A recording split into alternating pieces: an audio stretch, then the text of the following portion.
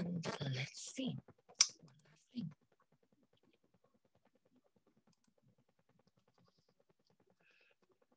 Oh, you're weird. Okay. Oops.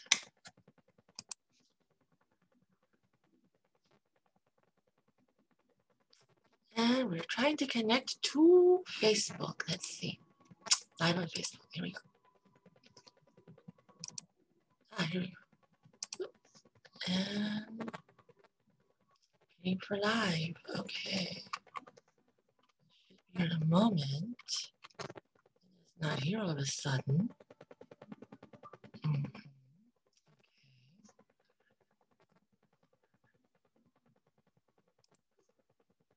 Let's try it again. Oh my God, again. Oh.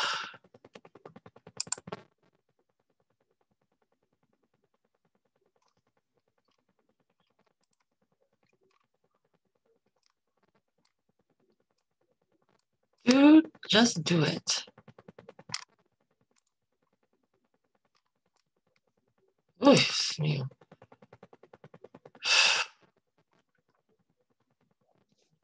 Okay.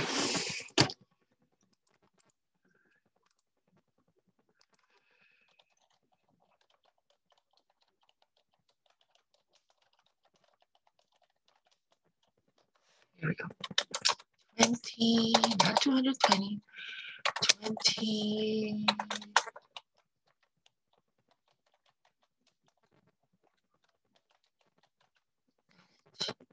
That's interesting. There you go. Knock this one out and go.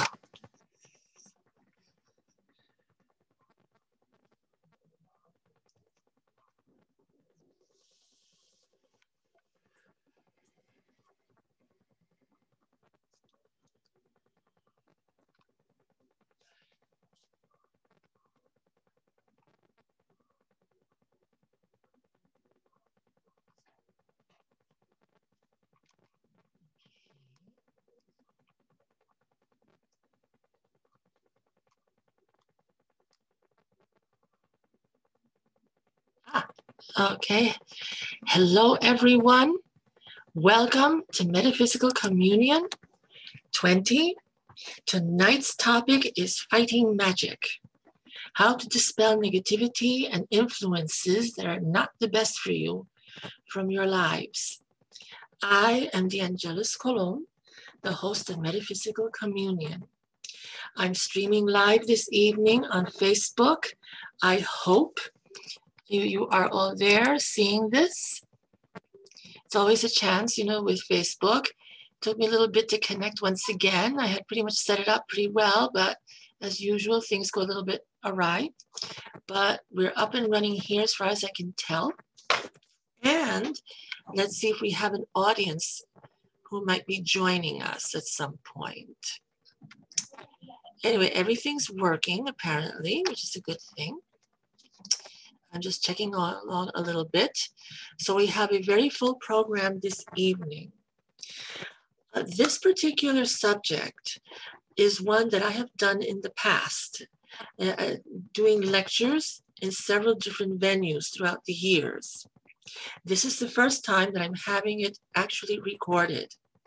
In addition to that, we will also have a PowerPoint presentation accompanying, what I'm speaking about this evening, to give you a better idea of the things that I will be talking about, give you a little more of a visual interest, and also, see, certain things that you may not be as familiar with. So we'll be going along the way, with that. Anyway, I hope all of you are having a good evening. It's a lovely night. It's turned out to be anyway here in New York City. A little rainy earlier, but so far it has seemed to have passed. So we have a little bit of precipitation still in the air, but the temperatures are good. I think they're still in the 60s. So that's a good thing. I hope you're all doing as well in wherever demographic you may be. So at this point, I'm just going to wait for a little to see if we can get a little bit more of an audience running here as well. I'm going to check to see what's up on Facebook So please bear with me a bit. I want to make sure that I'm up and running here. Actually on Facebook Live, it appears that I'm coming into the Facebook page for a moment. So if it looks like I'm a little bit distracted or away from you, it's because I am just checking Facebook. And hopefully you're seeing this. And let's see if I can get into a chat window here. Last week gave me a problem. They're having trouble playing this video, but it is being recorded, luckily. So if you can't see it on Facebook now exactly, you'll be able to see it, later on. This happened last week as well. I wasn't able to see myself actually speaking to all of you on the actual Facebook Live, feed. However, I was able to do the program and have interactions on Zoom itself. So that was a good thing. And I see myself here. So at least in the small screen here on the actual page, I see myself speaking to all of you, which is a good thing. I just want people to see the chat window if any of you write in. So anyway, let's leave that window and get me back to where I actually can engage with you far better, which is actual Zoom, which is right here for me. And here we go. Okay. So this is a particular subject that has been of interest for me for a very long time.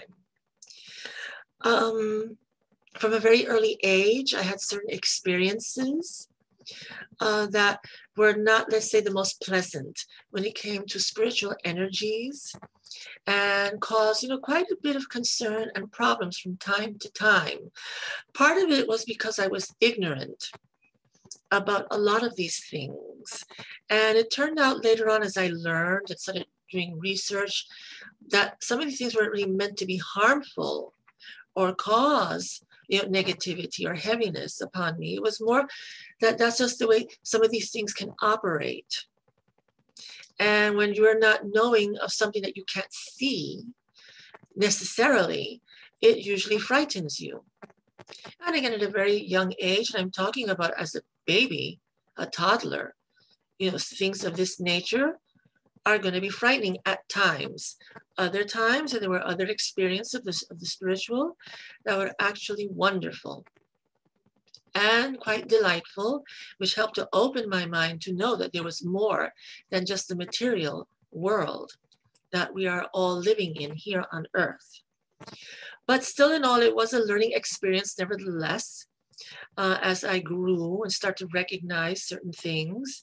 And it took years, of course, to realize what some of these things were and to overcome certain fears that I had toward them. So, it's been a vast and long, learning period for me. But eventually I've grown to become more comfortable with things and recognize when things are of the positive nature to those that are not. So because of that, I decided to put together a talk on fighting negative aspects, negative energies, negative entities that can affect certain people at certain times in their lives, and know how to recognize this and how to react and then what to do about this. It's easier said than done. However, I'm going to give you an explanation of what this is about. This is very simple, actually. We're not going to go into very heavy, complex experiences here because it's just too difficult for a lot of people to really comprehend. And we don't want people getting into problems, trying to basically try to do things to help themselves or to even heal themselves. And instead of actually doing that, it could actually exacerbate, the problems, actually make them, worse. So we certainly want to go into that area of things. And that right away is my first disclaimer for the evening. These are just introductory information that I'm providing to you. So just to get to recognize certain things, to get to know about them, and then certain simple cleaning techniques that could be helpful for you to release, to remove any kind of negative energy that you feel that may be around you or within you. So take it, for what that is worth. If things are certainly more severe or heavier, then it's always best to consult, with a professional, with people who actually do this, as a profession, and they can assist you perhaps with more complex situations. So it's always good to reach out to a professional when you feel that things are to a certain level where it's beyond your ability to overcome, to help yourself, to help whoever may be around you, your environment, anyone that's around you or so. So it's always good to go with people who have experience in these areas that can be of assistance to helping you with clearing, removing negative energies that may be with you. We also have to recognize as well that a lot of times we may assume that there's something upon us, there's some negative energy, someone has thrown a curse upon me, I'm having a lot of bad luck all of a sudden, or for most of my life, or for the past few months, I think someone has done something to me, or someone has put a curse on me, something has happened, I called something upon myself, and now I'm in this situation and I need help.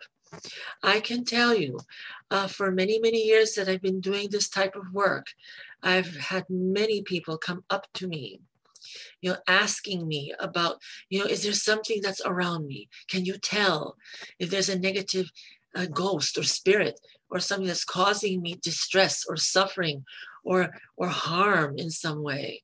Someone put something on me, a curse, or I know that someone put a curse on me in some way. And what can I do to get rid of this? What can be done to remove this, from me? And it's rather common for a lot of people to think that. But also, we have to realize in reality that a lot of times it's really not that anyone has put anything bad on you. There's no curse. There's no negative influence or so, really, of that sort, that's sentient, that, that has a conscience that is deliberately harming you in some way. It's really yourself. And sometimes your perspective and your negative outlook to things, that can be actually making things happen in your life to cause negativity, to cause, let's say, bad luck, to cause things for not going right for you, in certain ways in your life for a period of time. We have to take responsibility on ourselves to be able to recognize that sometimes it is our point of view, our attitude, our way of thinking that brings negative results, negative things upon us. It's nothing external. It's nothing that someone else has done. It's the person themselves who's doing that. We affect our own energy. Always remember. And when we're feeling good and we're being positive and doing things right, a lot of times good things happen for us. They manifest in excellent ways for us. We're working towards goals and we're doing it healthy, with a clear mind, putting the effort, hard work into it. Eventually things will pay off. We will see reward. But if we're coming down upon things with anger, disappointment, a depression, hostility, that's radiating out of us. That energy is going to affect those things around us, and it's going to come back to us. Whether it's people's reactions, things that we're doing, goals that we have, but we have a bad attitude about how we're doing them, how we're trying to achieve them, do not work out, backfire upon us, because we are projecting negative energy. We may be doing everything right in order to get to a certain point, to a certain goal, but because of our negative outlook, the way we feel sometimes about ourselves, puts that type of energy out there, and it just kind of weakens the results of things. It doesn't make positive things really happen and then return, to us. It's the opposite. So we have to learn to take responsibility for ourselves, see how we are, see what we are doing, know what we're thinking, and recognize why things sometimes are not working out in our favor, because it is our own doing. So a positive outlook, healthy thinking, good effort, not giving in when things fail or things don't really work out, in a way, is being persistent, keeping a strong and healthy outlook on things can make all the difference. We're projecting the right energy. It's not giving in, and certainly not giving up. That can make all the difference. Many people have undergone these types of experiences after all, and they've been disappointed, and things just don't seem to work out, and they're making their best efforts, and they're putting in the right attention, the right attitude, the right work ethic, but still things don't turn out exactly as they want, at least not immediately. It may take a long time, several steps before things start to click, before perhaps a little good fortune can come along and finally open the door for them. But one thing is that they are persistent, believe in what they're doing, are realistic with what they're doing and their goals, and continue and persevere until things start to finally turn in their favor and things come out right. So it's about a positive outlook, a good mindset to things that can make a tremendous difference. In regards to the area of the spiritual, very much the same thing. You change your outlook and your view of things and whatever, it can make a big dramatic difference for a lot of things. So always remember that, as well. I am going to also touch upon a few other things as well here. So let me see for a moment. I'm just getting the light in place. Excuse me for looking away from you for a moment. But this is part of our lecture here. So basically, we're going to be discussing and on recognizing negative influences and affects, and attachments that can happen to us at any time in our lives, at any age, in any place that you may be. It does not discriminate. As we know, negativity does not discriminate against anyone or anything. It can affect any person, as we've seen. You could be the wealthiest person on earth. You could be one of the most famous people on the planet. You could be having everything going right, and suddenly, for some reason, things switch or change for some reason. Not necessarily meaning that it is all because of spiritual influences or so, but still, not everything's always going to be working, on a bed of roses. We have ups and we have downs. It's knowing how to navigate through that and keeping a proper and healthy attitude that makes all the difference in relieving that problem or those problems when they come out. But sometimes it is our own energy, or an energy that just happens to be upon us that can cause negativity, or something that comes upon us as well. I'll elaborate more on that in a little bit. Anyway, I'm also going to be discussing spiritual rituals and belief systems to assist in relieving and removing and clearing negativity from your life. And that, in this case, we're talking about more of the metaphysical, spiritual, things that happen.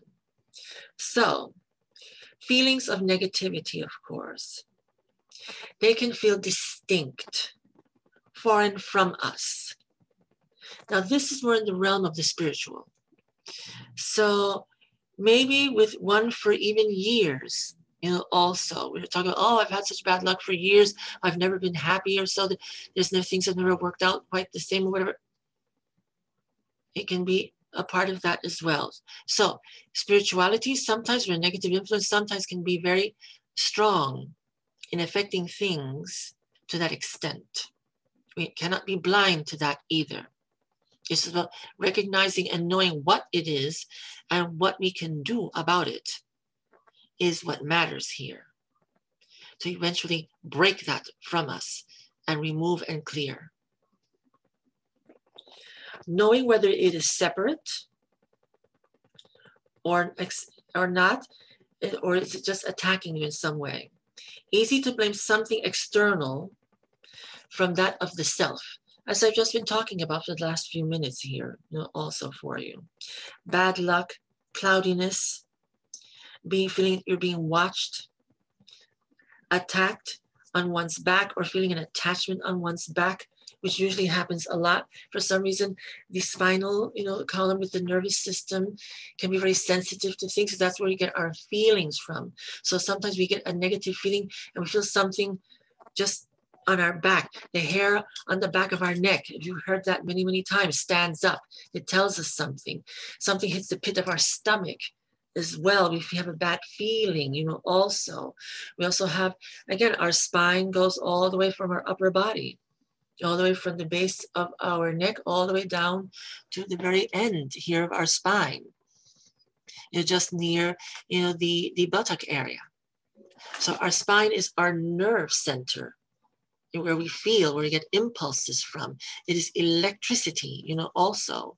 It is how we feel things, and we get a sense of what is there, what's around us, whether we see it or not, whether our intuition tells us something, or we just have just a certain assumption of something. It works in all those different ways. And so it's about being mindful in that way. So again, we have to be, aware of things. We may feel vulnerable at night, in the dark when we are alone. But you must distinguish between phobias, traumas, childhood, or later paranoia as well. Figment of the imagination. The imagination can be our greatest tool to assist us with the spiritual. It helps to open the doors to the spiritual.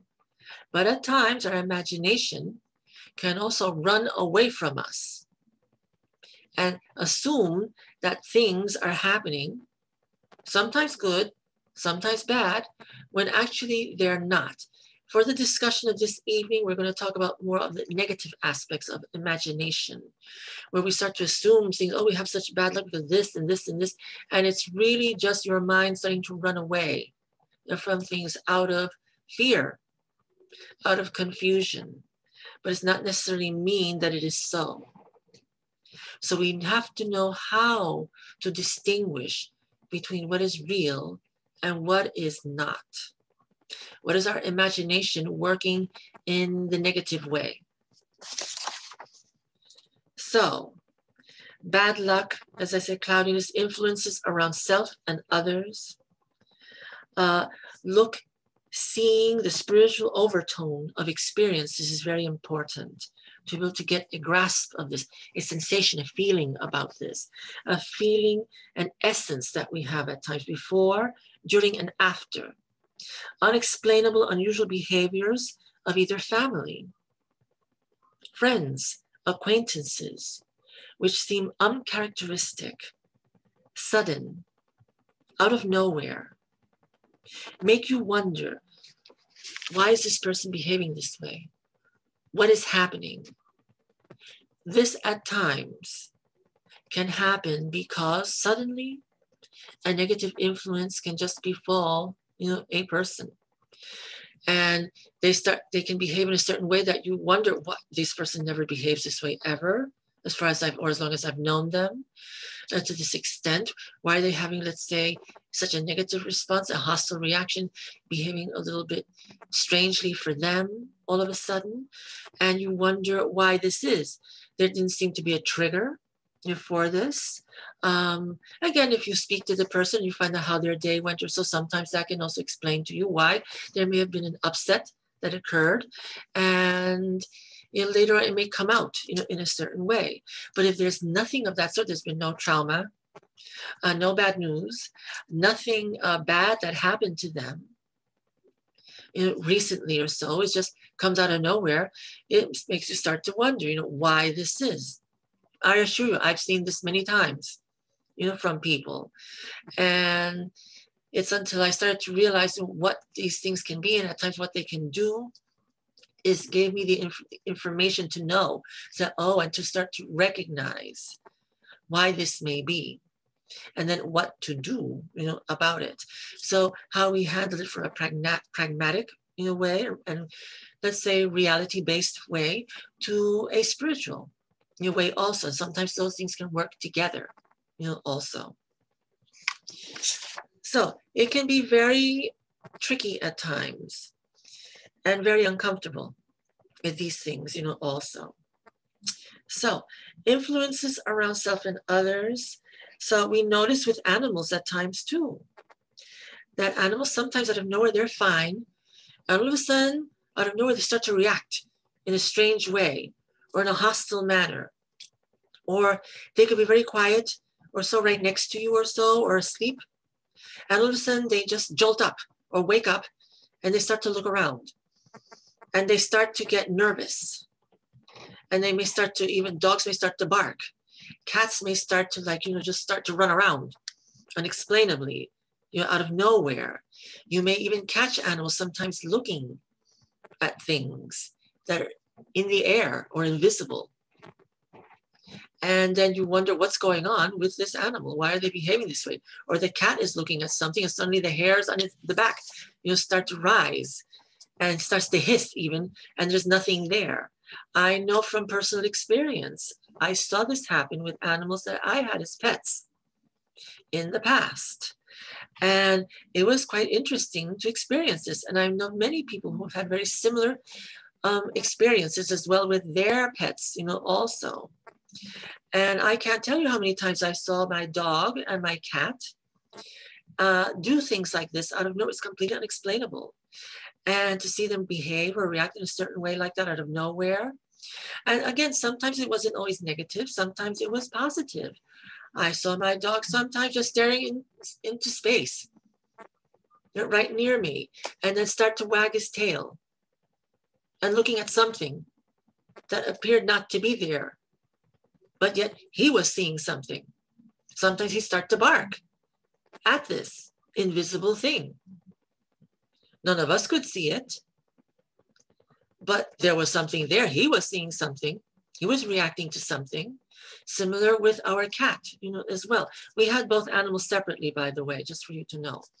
Our cat also, if it was a positive thing, I could see it. It would start to look, and start walking around a bit and look very interesting at it, but there was no fear attached to it. It's just when I learned later on that there was more to this than that. It wasn't just them behaving strangely. It could mean that there was a spirit visiting. As I became more sensitive spiritually, I started to get a feeling and a sense of things as this happened. So I get a sense of things, then the animal, you would also get a sense of something and then start looking. And then I'd start looking as well. And because I had a sense of something, they were perceiving more. Again, it could have been positive and could have been negative also, because I also was able to develop where I could get attuned and sense both things, or a combination of things at times. So having animals can be very helpful in the environment because they are barometers, for the unseen, and can tell you a lot, of what's happening there. So in addition to that, so sometimes, your animals can be, your best friend when it comes to connecting, with things of the spiritual, positive and negative, also. Let me say, I have a lot of notes here because I wrote this lecture myself a long time ago. So I just added to it. So I just want to make sure that I don't miss any points that I want to discuss, with you. It's all very interesting and it all can be very helpful, to you. So let me see, going on, because I have a lot of material here also. So let's see. So again, listen to your animals because they can tell. So talking about the qualities and characteristics of receptivity, openness of personality, being ultra sensitive, high strung, you being a person who's timid, angry, aggressive, sometimes with those who think outside the box mentalities. Sometimes people are troubled, psychologically and emotionally disturbed. Psychological and emotional blocks can make it difficult to overcome influences as well. So sometimes these individuals who have several of these characteristics that I just mentioned to you, unfortunately, can be open. And they can be open to spirit, a lot of times in a positive way, thank goodness, but a lot of times in not so positive either. And by having those particular types of characteristics, they can be open, and spiritual energies, of course, sentient energies usually, can see this, and they can seize upon these types of individuals because they consider them weakened in some way. Their auric energy is open in that way, and they can influence people at times, in these kinds of matters, in different manners, in different forms, varying degrees. As some of the things I explained to you before, from a sudden outburst, a hostile energy for some reason, a bizarre way of saying or thinking or behaving all of a sudden, to heavy things that are a little bit heavier, where the person can be angry a lot and for a longer period of time for no explainable reason. They can become very depressed for some reason, as well. They become moody, become lackadaisical, lazy, even. And it could start to be something that's lingering with time and just continues and continues, or up and down. It lasts for a while, then it seems to dissipate, and then can suddenly come back again in some way. And that, can be all influences of negative energies that may, come upon us or to them. It doesn't mean that it's always that. So again, learning to distinguish what is spiritual from what is not is the most important thing to learn here this evening. You cannot blame every certain strange little behavior or a negative thing upon spirit and a bad spirituality that may be coming upon you. There are other factors too. And it's just knowing the person, knowing the situation at times that could be influencing things, but learning how to be sensitive to energies is extremely important. It makes a great difference. It's about learning to tap into that, learning to really, to experience, to see, to feel especially, and distinguish the differences. Of course, it is easier said than done, and it takes time, and it takes a clear mind, and it takes a person being grounded and really being in reality and not being so much in their imagination to the point where it really goes beyond and starts running away into fantasy. We have to distinguish between imagination and fantasy because that makes all the difference. So it can take time. It takes effort to hone, to fine tune yourself, to be able to distinguish these things.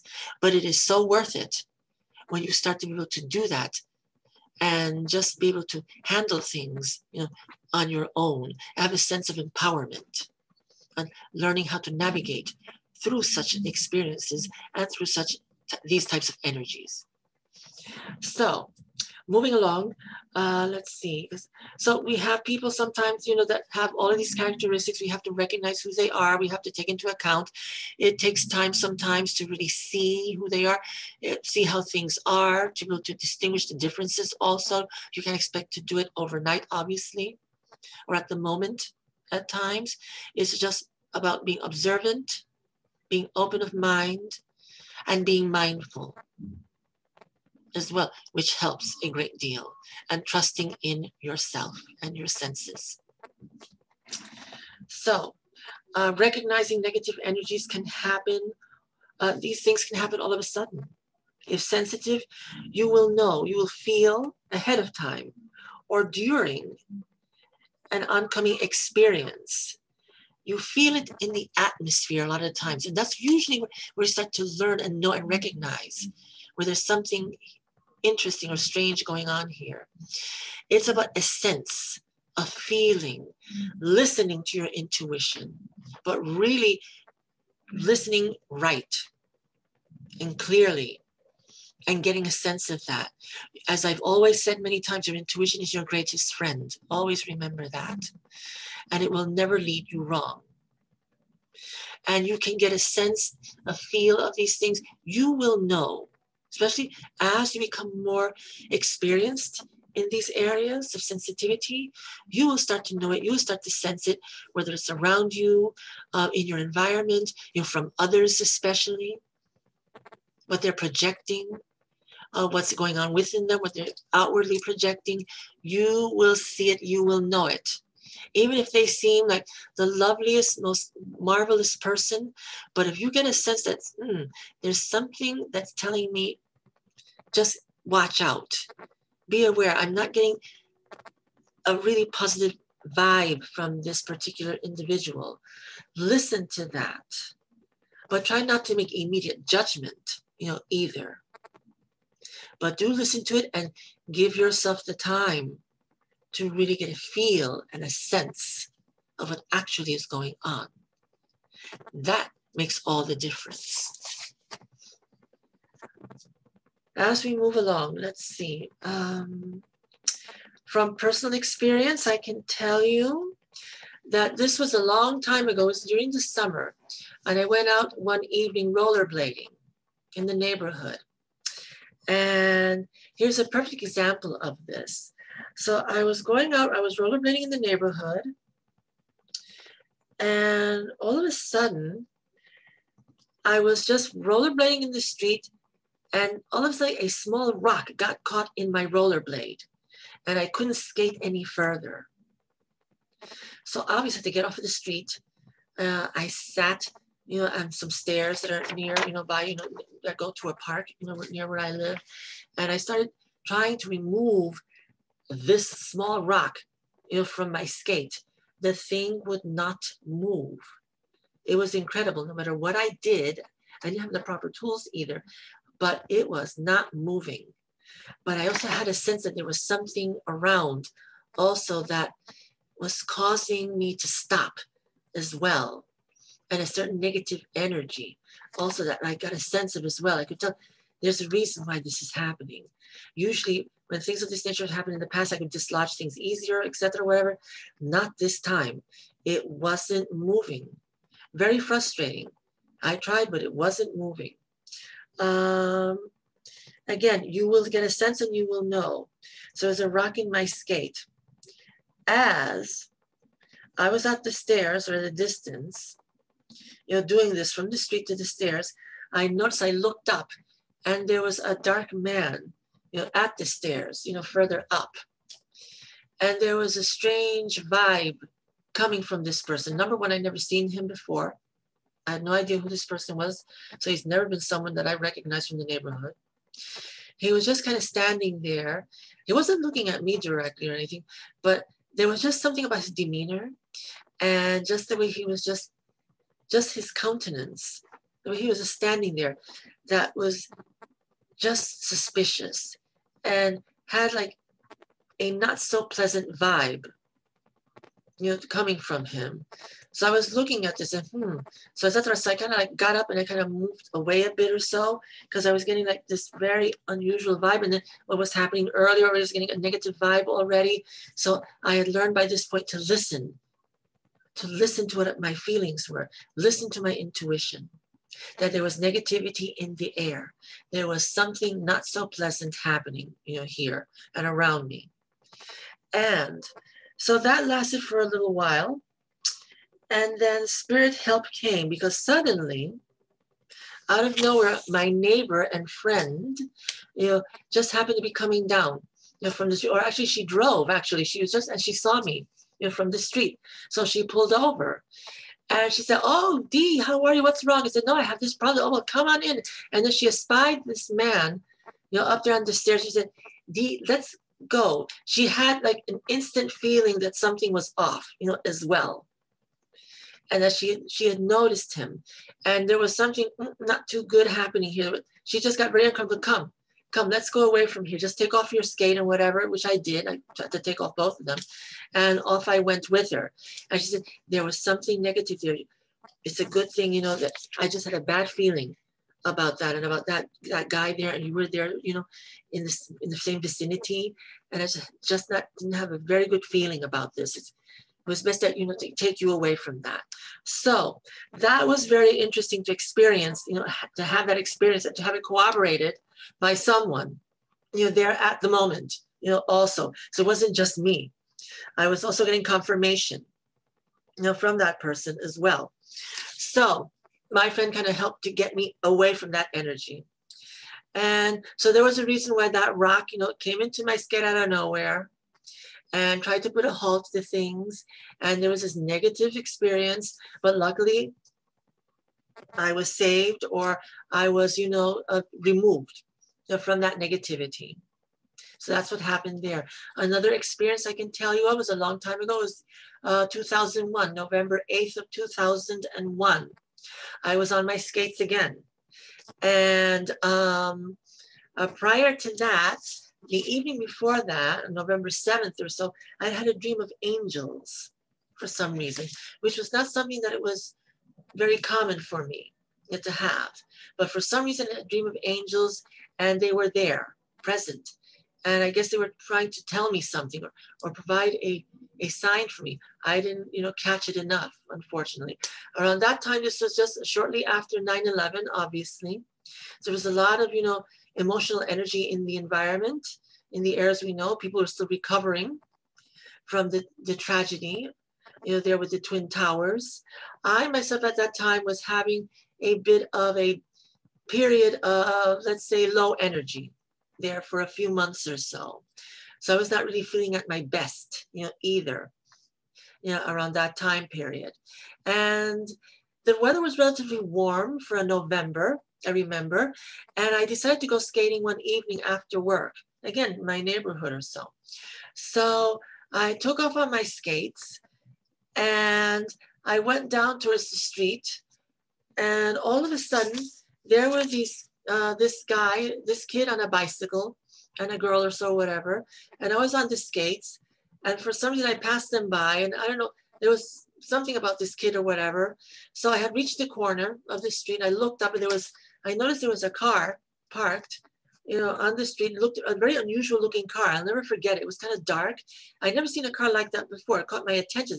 That's a weird looking car, I was thinking. That's so strange. So my attention was caught off that. Would you believe that I'm standing with my skates, there, and all of a sudden I feel a bump behind me, and I fell back. And so I fell back, and I braced myself in my arms, and I heard a small crack on my arm.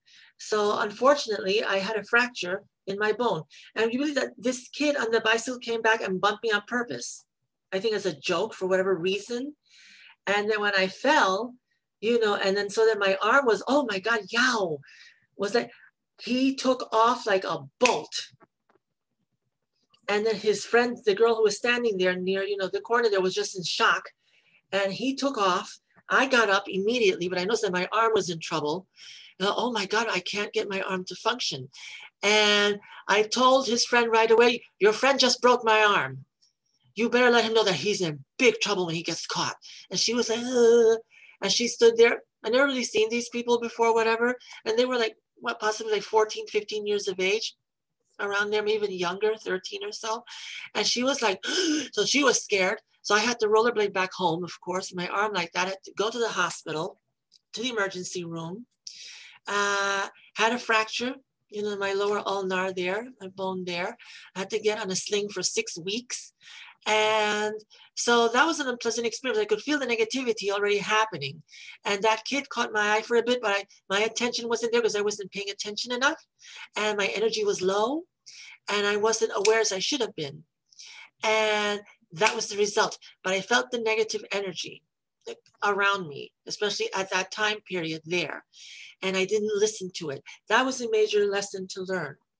When you feel something negative, something doesn't feel right, listen to it and do what you need to correct it.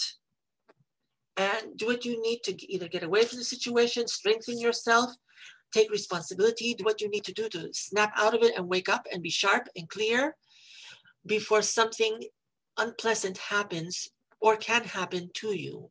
That was a big learning experience for me. You're right there. Luckily, I recovered fine in 6 weeks or so. My arm is perfectly well, and I was on the skates again in 6 weeks right away because I didn't let that deter me or so. I did go to the police station and file a report as well because of the seriousness of the situation. And I was injured and I had to lose a week of work because to recover, from that. And it cost me money to go to the hospital at that time as well. Insurance doesn't cover everything. I was lucky, that I was working, at the time, but still, insurance doesn't cover everything, as you know. So I had to pay out quite a bit of money at the emergency room. So they never caught him, unfortunately. This kid, I had the police looking, for him or whatever. But I also know that karma will come back to you. And whoever does harm, or to others or whatever, that karma, no matter what, will come back, to you. So always be aware. You produce negative energy will return to you in one way or another. Always remember that as well. So those are just examples of negative energy and learning how to recognize it and what can happen when you do not. So that's a strong lesson, right there, for you to learn, from. So again, it is recognizing psychic. Here we go. So now we're talking about people. And it's about recognizing different types of people that can generate negative energies, whether it's apparent or not. For instance, let's start with recognizing psychic vampires. Sometimes they can be like very, very lovely people, actually. The nicest people who can come, around. Or they could be people that are very negative also. That's more obvious. Nevertheless, aware or not, there could be something there with them. That could be a drain, on you. Sometimes you have troubled, dysfunctional people. They drain your energy. Sometimes these people can be very nice. They seem to be very, mentally competent, but also at the same time, they can drain the hell out of your energy, as well. And you wonder what's going on, what's happening here. Sometimes it can happen with places also that retain negative energy. Residue, we call it psychic residue, that is in the environment from things from the past, from things from the present. As many of you know, I am a paranormal investigator. We go to places that are haunted, obviously, or reportedly haunted, or reportedly have some sort of negative energy or so, just to investigate, to see what is there, what could possibly this be from, where could it possibly come from. So we are trained as investigators to learn how to recognize, how to know things, how to find out, things by use of equipment, by use of experience, research, our senses, our intuition. If we're psychic, we can go to tune into things. If we're mediums, we can connect with spirit in the environments or so. So we know how to do this, and we know how to recognize when things are either of the spiritual or if they are just simply things that are not, of the terrestrial, or it could be just the person themselves, and what may be going on in their lives or so. It could be making them feel, that there's something negative with them. So, but nevertheless, things such as attachments can be in place. People also, we have to remember that people sometimes can bring upon negative energies to themselves as well. So we're talking about people, as I said, who are weak, open, in a vulnerable state. Substance abusers, for instance, are people that are in a weakened state. We have people that have mentally ill challenges, those who are mentally challenged, the disabled in that way. They too are vulnerable. They are open, unfortunately, to these types of energies. these types of things can seize upon these people because they know that they can get at them relatively easily compared to others who are more, let's say, stronger in will, whose minds are healthy, who don't have certain problems with substance abuse of any kind. Those people tend to be stronger willed, are able to be capable in handling the things in life, difficulties that can occur, and therefore they are not so easy to be, influenced by spiritual things. But those who are more vulnerable, who are weakened, who are sensitive, timid, etc., who have those types of personalities or so, unfortunately they can be more of an open door to these types of experiences and events and these types of energies that can come around them. So we must be aware of that. So we also, let's see if I'm going down my notes here for a bit. All right.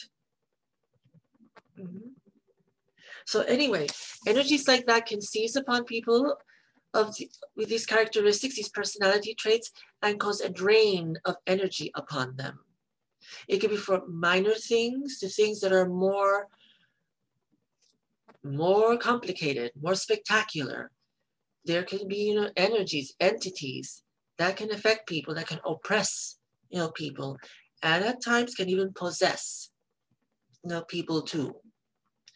And we have to be aware of that. We have to acknowledge that. Sometimes these people have unfortunately been open and are seeking this. First, they want to seek some connection with spirit, and without meaning to, they open their door, their spiritual door too much, and then those things can come upon them and come through. Other times, these people that are innocent have no idea of things of this nature whatsoever. They can just go into a certain place or connect with a certain person that has something upon them, whatever, and that energy can be affecting them and just go toward, and connect with them as well in some way, in some form. So be aware.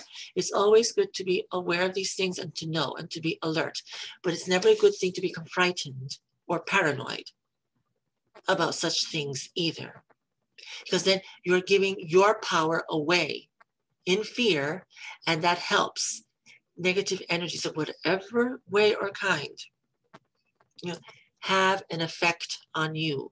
So the thing is to take the information, learn about it, but don't become frightened or fearful about knowing this or being aware of this, because that can make the difference. It's not, you must be yourself and continue to be your own strong self, have your healthy life as you had, but it's always good to know.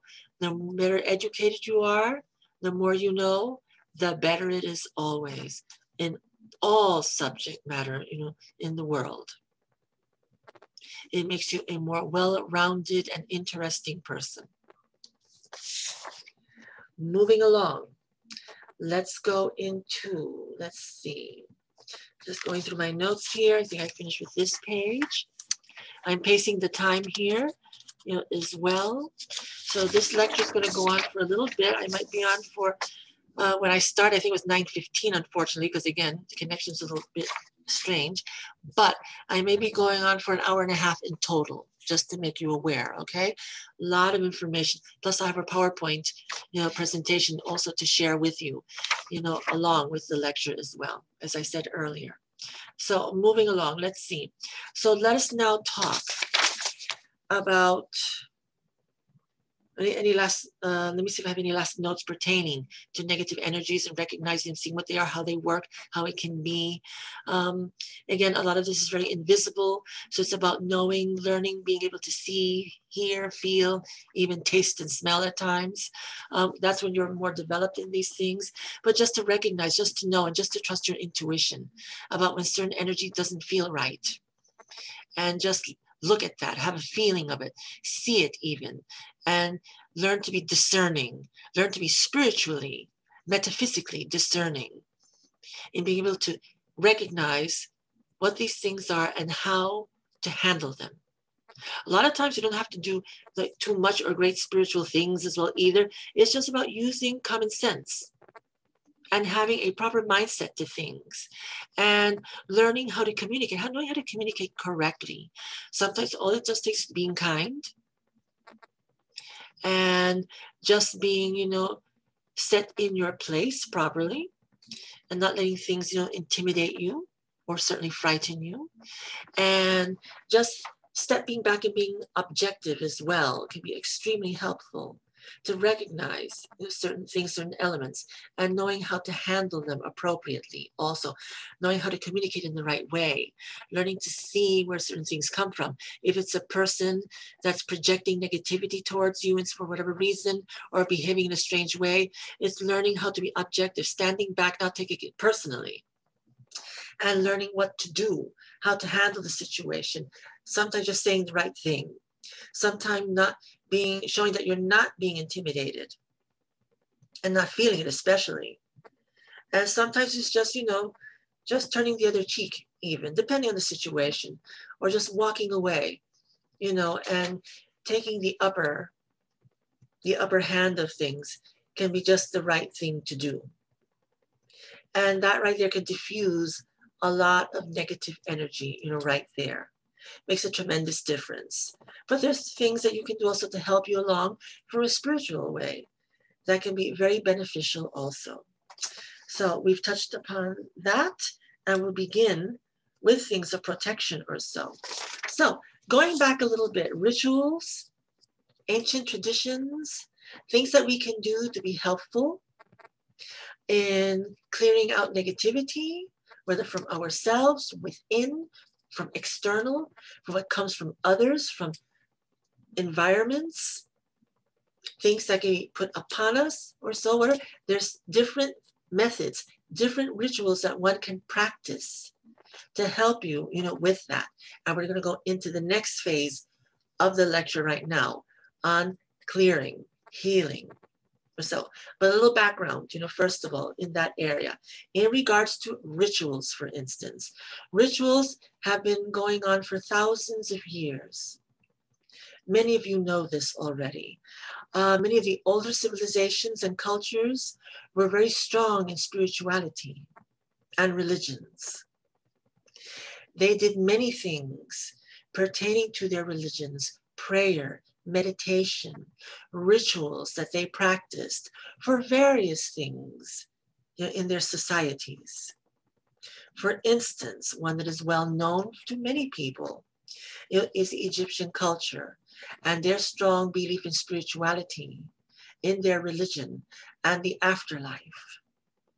So, going along that vein, I'm going to talk about very famous Egyptologist, Dr. Salima Ikman, from the American University of Cairo in Egypt. She is a specialist in mummification and protection. And Dr. Salima always stated about a process of mummification with the intent of protecting the person and their spirit, their Ka and their Ba, as it was known in ancient Egypt. A lot of this was to ensure that those who were being protected, were being wrapped, let's say mummification, and going through that process, where that they could safely go to the other world, that they would receive all the blessings from the other world, that their lives would move on and continue. This was done to ensure that they would take their journey to the other side safely, that no negative energies or entities would harm them, would impede or stop their journey altogether and plummet them into the underworld instead. It was about making sure they had safe and protected passage to the afterlife. That's why many of these rituals took place. It would take 40 days as a process for mummification. 30 days for the actual mummification itself. 70 incantations were done, spells during wrapping to protect the body from negative influences That was the spiritual aspect, the purely spiritual aspect of mummification. The process of the actual science of it was very lengthy. As you can see, they would remove the organs of the body, for instance. They would put them in canopic jars for preservation as well and bury them, with the person. They would then wrap the person in special, ointments and honey, for instance, which is a strong preservative. Salt. They poured salt all over the body as well as a very powerful preservative. The salt would absorb all the water, all the moisture, from the body in order for that to be well preserved. Along with the other, ingredients that they added, they would cover the body for those 40 days or so, for that part of the process. And then they would do their healing rituals, their incantations, their incense, their candles, their prayers, to ensure that the person would move on to the afterlife safely and well blessed and protected. It was a tremendous ceremony. This was usually for the wealthy or for the well-to-do, who had all these elaborate, rituals, all about protecting against negativity and ensuring that the life force would continue. Another belief system, which is more contemporary as well, is the 4 states of the physical and the etheric bodies as well. I learned a great deal years ago, back in the late 90s and early 2000s, when I was doing a lot of research, for I felt, for a long time I had negative energy upon me for a very long time, from childhood even. And for those of you who are familiar with my story in the past and other presentations I've done, I've talked a bit about that, about those types of experiences. So I felt that I carried certain stuff from time to time. And at that period, I felt that there was a heaviness with me, or something. I was trying to deal with it. But then sometimes when you're inexperienced with these things and you may be wanting to do the best for yourself, things can get a little heavier at times instead of lighter. So I needed to get assistance and help, for that. So this was back in the late 90s. I was lucky once again that I was opening up to spirit at that time, and help came along the way, there to help with that. And I was certainly helped for a while there, with this. I met some interesting people, went to some interesting places to get assistance, learned a lot about rituals, learned a lot about negative energies or so. Did some study, for this as well. And one of the books that was brought to my attention was one called Entity Possession. This is written by Dr. Samuel Sagan, and he's a specialist in removing negative attachments or energies, from people, from society. And I still have his book. It's a seminal work, and it was helpful to me in certain ways. And I'll put the PowerPoint on in a moment so you actually get to see it, there. So, and where you may, if you're interested, you can order it from. So he talked about the 4 states, of the body, for instance, and of the spirit. The physical etheric, which is the layer of life force.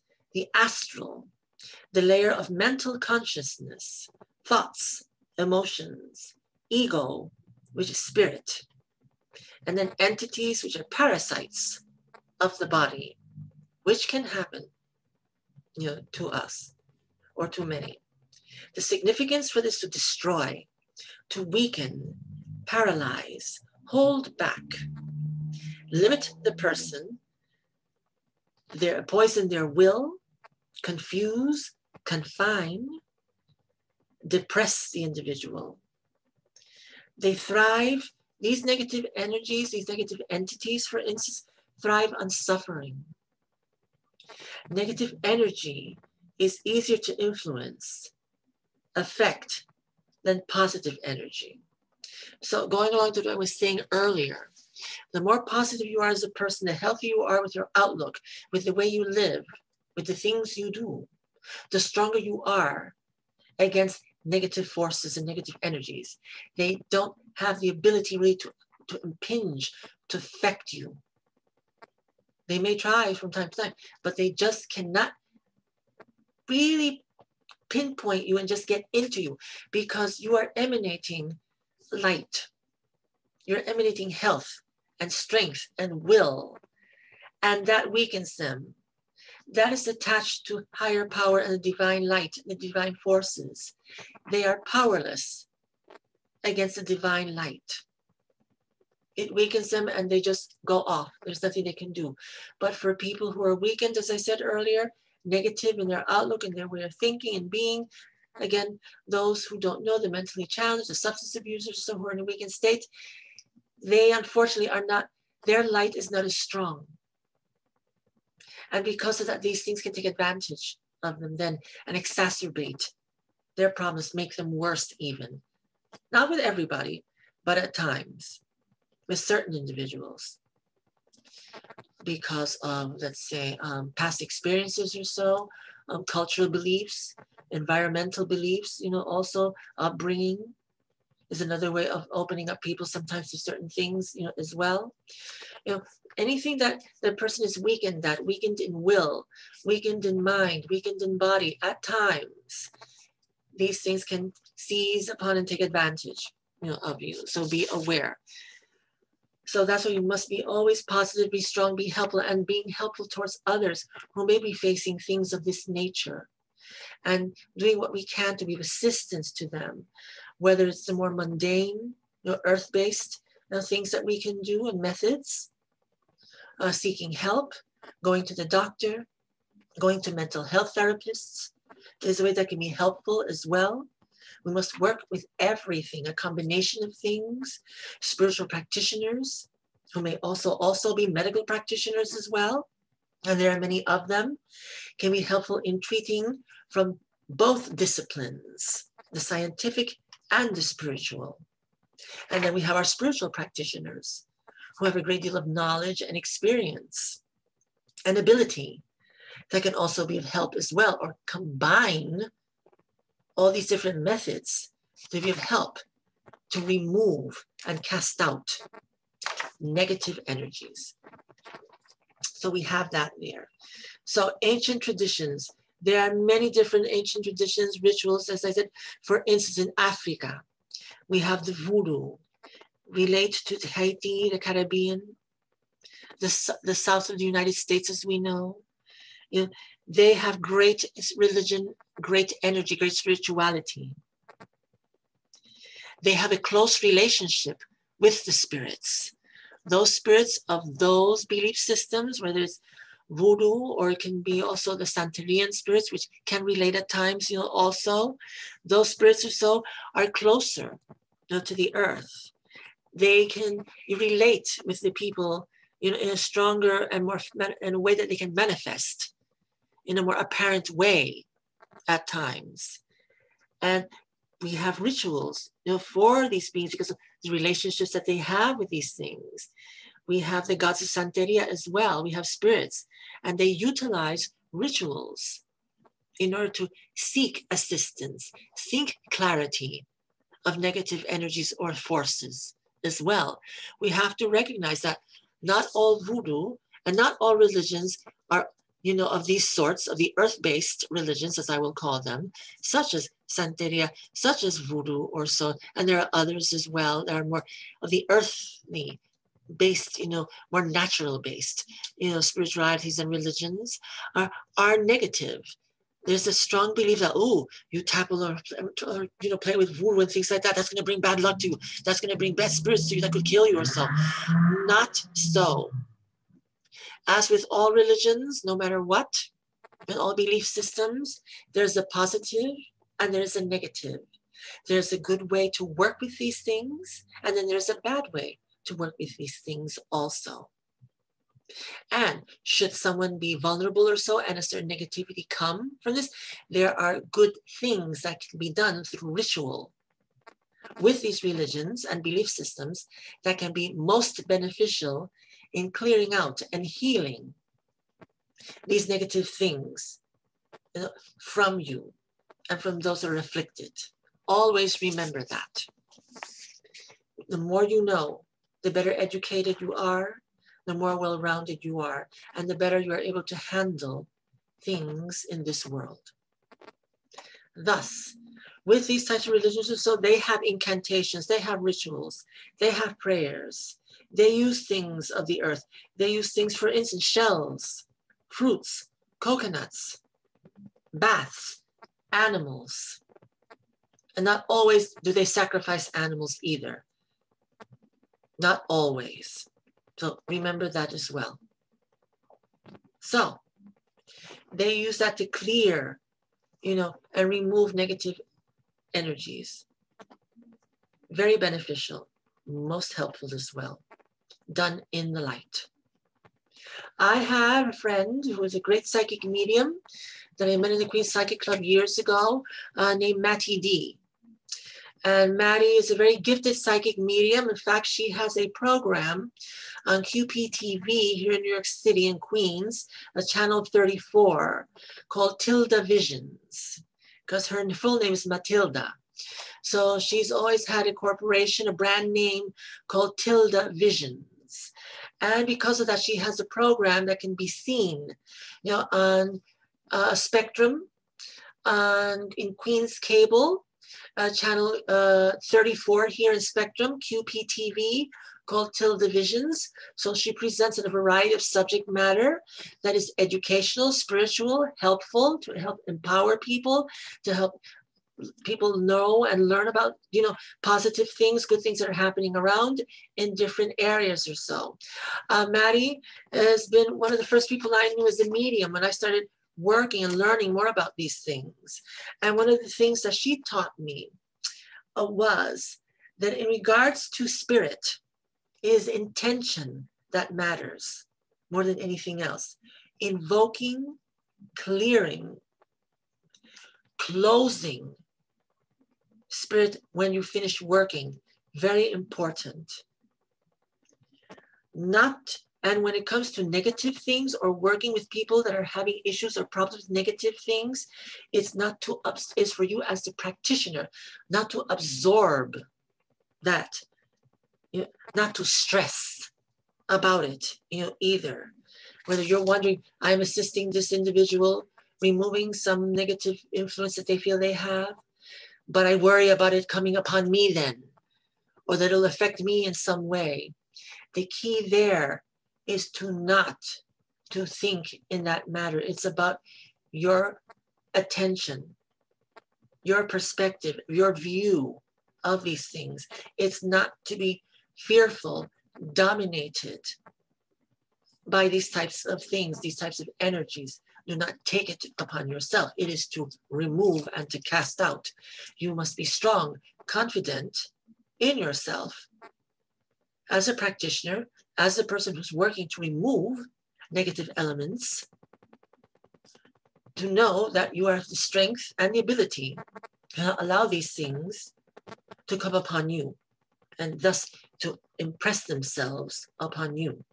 It is about clearing the individual or those individuals or the environment, but also clearing yourself as well in the process so that nothing remains.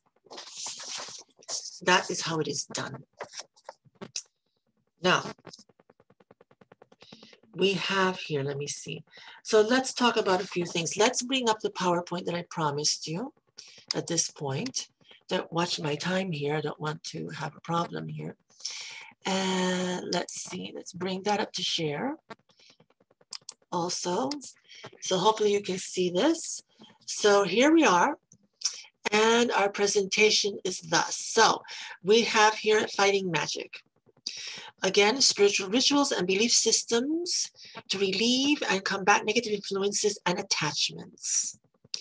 So that is our theme for this evening. So now we're going to go more into the actual, what can I do about this and what are the things I can do? What are the rituals? What are the, so we're going to talk about that aspect now. So moving into that, number one. And we're going to bounce around, here as well. We're going to follow the presentation exactly as it's laid out. So first of all, let's discuss about spiritual clearing with the use of baths or so. Let me see if I can bring that up in some way. And we'll move this along. So here's a method that's very simple, easy to do. and basically using very well-known and easy to access items. This is known as a bath to clear yourself of negative energies, of negative influences. What it requires very easily is a white flower, milk, honey, and a bowl of water. So take the petals from the white flower, put them in the water. Take a bit of milk. You don't have to use an entire quart or a pint of it, but just enough, to incorporate into the water. Use honey, again, not the whole jar either, just a good amount as well, not even half the bottle, maybe just a tablespoon, 2 tablespoons the most or so, of honey. Mix them in the water. Go into the shower. Have your intent in place. Be respectful, confident, and mindful that this ritual will assist you in relieving and removing negative energies. Go into the shower, take your shower, then take the bowl of water with this mixture and pour it from the top of your head all the way down to your feet. Pour it completely on top of you, all the way that you're covered in this bath. All along, asking for clearing, removal of negative feelings, of heaviness, of depression, of burden, of confusions, of difficulty, purifying yourself, clearing yourself, casting out, let it cleanse out of your body. Then continue with your shower, come out, pat dry, and that is your ritual for cleansing. If you feel that there's still heaviness or residue still with you, do it again the following week. And then as you see, and it will work, as you see things dissipating at times, it may be just one time only, and that's that, and you will feel you're clear. Everything is gone. You feel bright, light once again. Depending on the situation, depending on yourself, you may still feel a bit of residue, something heavy still. Do it again, and do it again until it finally clears out. It's a very strong and good ritual, yet very simple and easy to do. So that is one way to deal with negative as a ritual. We also have a ritual that I have used for many years. I learned this a long time ago. I do believe back in the late 90s or so, when I first started going to the Queen Psychic Club. I was connecting with a lot of spiritual practitioners there, a lot of people who taught many things. My friend Patty, my friend psychic medium Patty Marshman, also is very helpful and instrumental in mentoring me, in teaching me about how to work with spirit, what to do, what not to do, belief systems, rituals that are utilized, to be of help to you, to relieve situations, relieve negativity or so.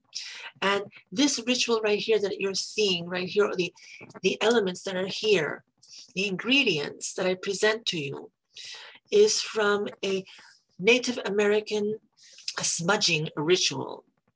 This one in particular is from the Northwest Pacific Coast Indians. And they have a wonderful smudging ceremony that they use to remove and cast out negative energies from people, from places, from situations or so. The Native American culture is very close always to spirit.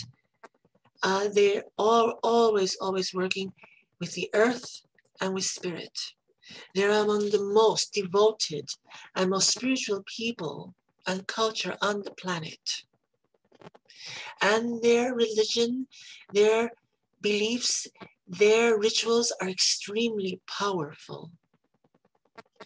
And you can feel and you can get a sense of spirit when they are working with these rituals and with their prayers and with their dances that are so closely related to divine energies, to the earth-based spirits, to the animal spirits. And you can just get a sense of all the spirits and their ancestors that are very close with them and work with them always. And as we've known, from a more negative aspect of things, if for those of you who watch the paranormal shows, from time to time, they may go to places that have, the desert or so, that have history of the Native American culture and of Native American rituals or curses that have been placed on the land, on people, due mainly because of the mistreatment from hundreds of years ago, of the settlers that came and took land away from the original people of this country, the native people, and seized, their culture, seized their lands from them, and became the enemies. And because of that, in certain aspects of certain things, certain Native American curses were put into place.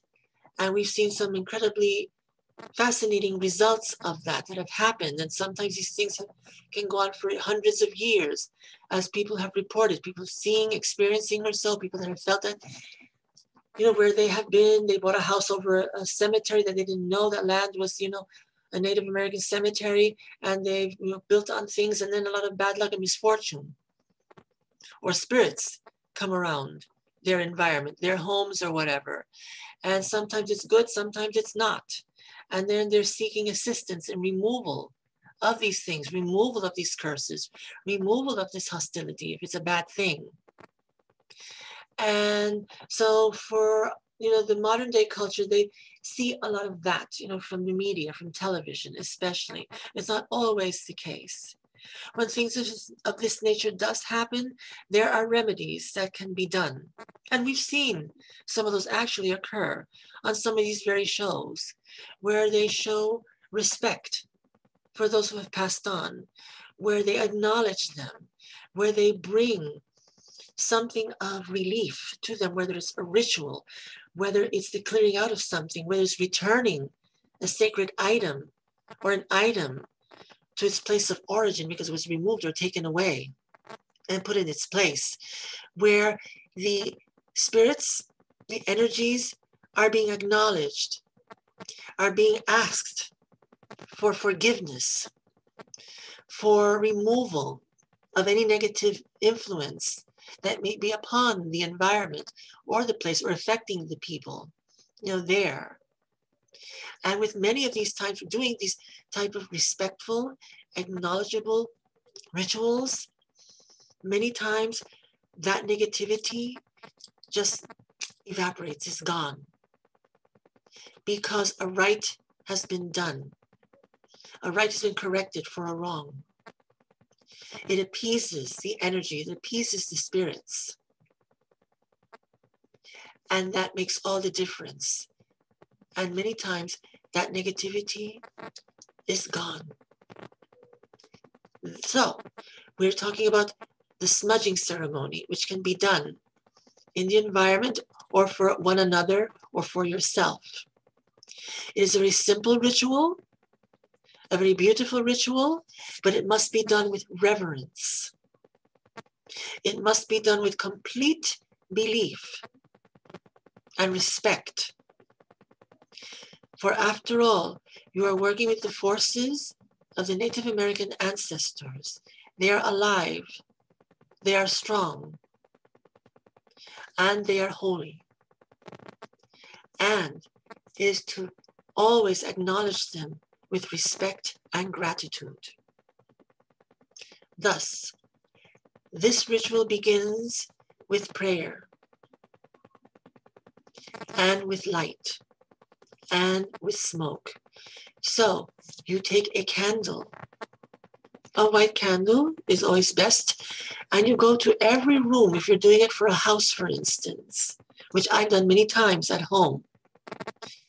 You ask in prayer for the native ancestors, for their help, for their guidance, and for their divine light in healing the environment, the individuals, for whatever it is that you are doing this ritual for.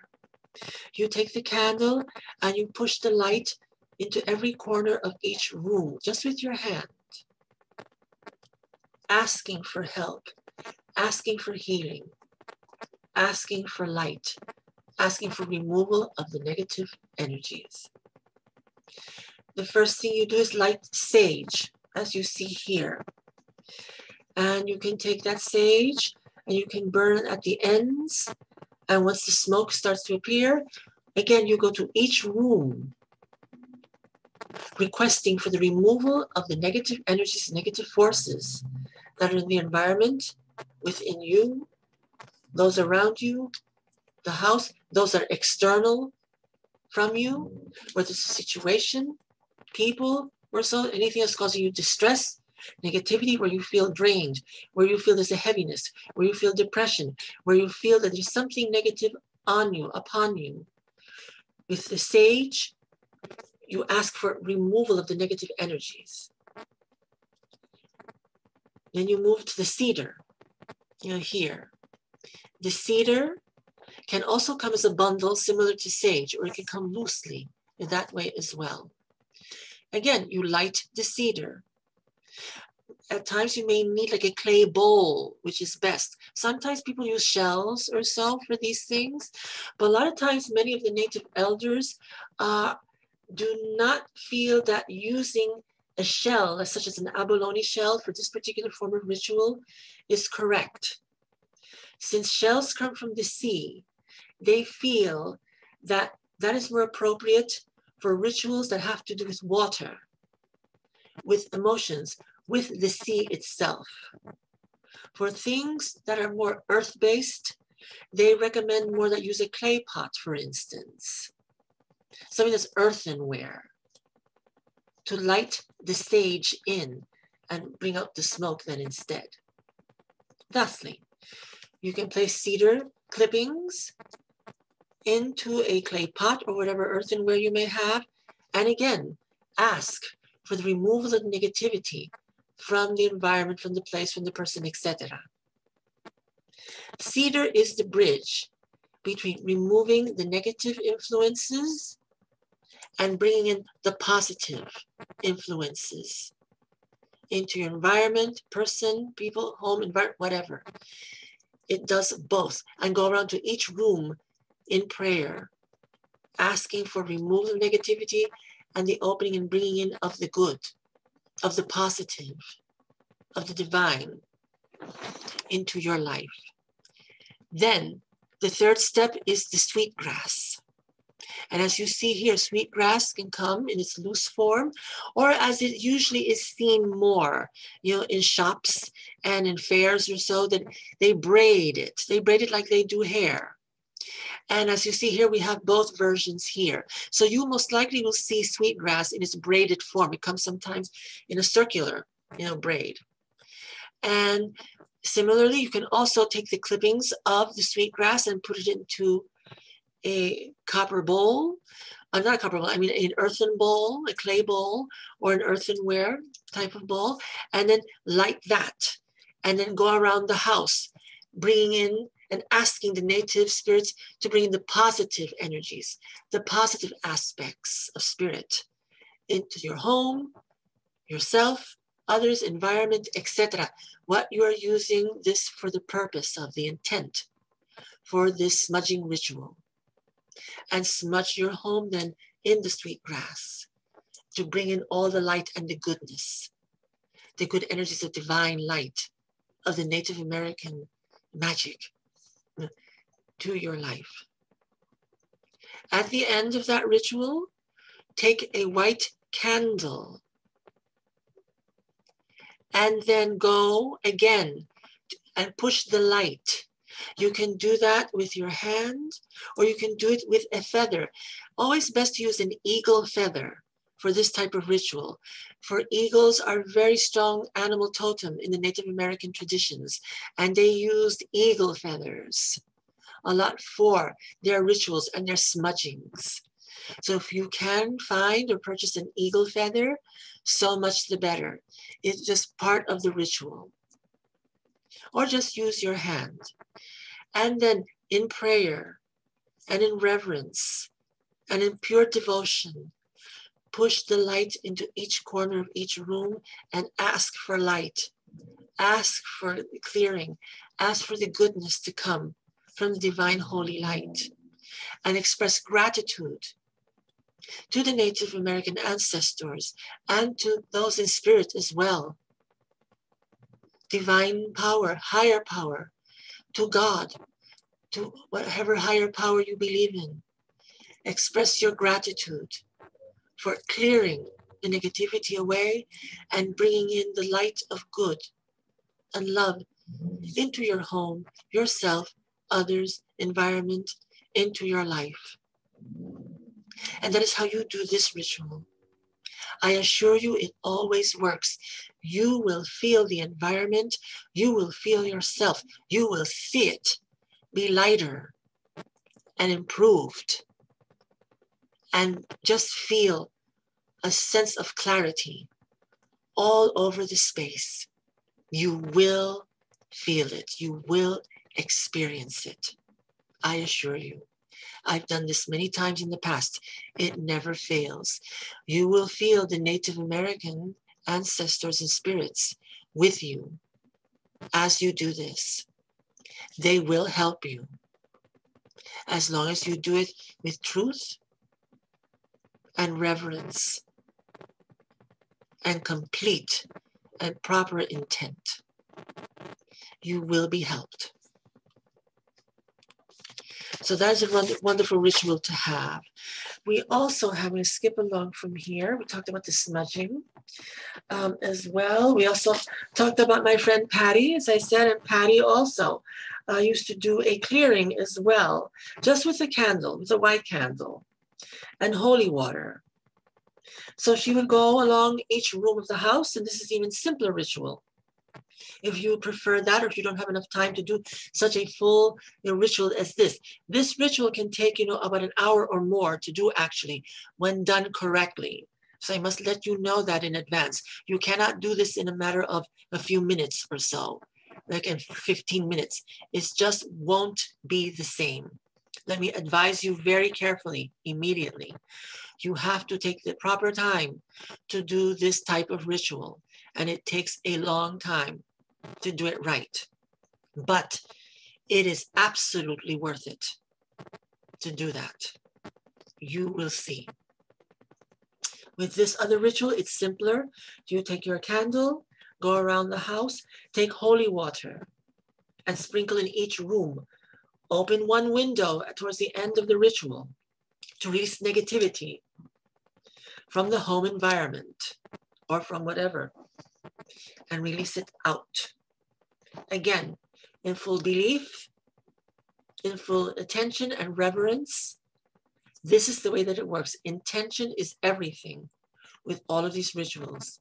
If you do not have respect, intent, and belief with any of these things, it will not work, at least not the same. It takes full belief and full knowing and full devotion for the spirits to connect, for then things to be healed. That is another one of the most important lessons you can learn this evening from this lecture. So we have spoken about that. I had another great friend named Michael Ravenspirit, who was a psychic medium back in the 1990s or so. He was one of the first psychics I met also back at the Queen Psychic Club. He's the first one I met actually when I went to my first psychic fair. And he taught me a ritual called the 7 Protections Ritual to utilize for help. And you do this, it's very simple to do. Again, it just takes full belief in order for it to work. All you have to do is just focus on the white light and in a form of a ball of light. First of all, you take your hand and you form it like this, as I'm showing. I hope you can see that clearly enough. You need the screen.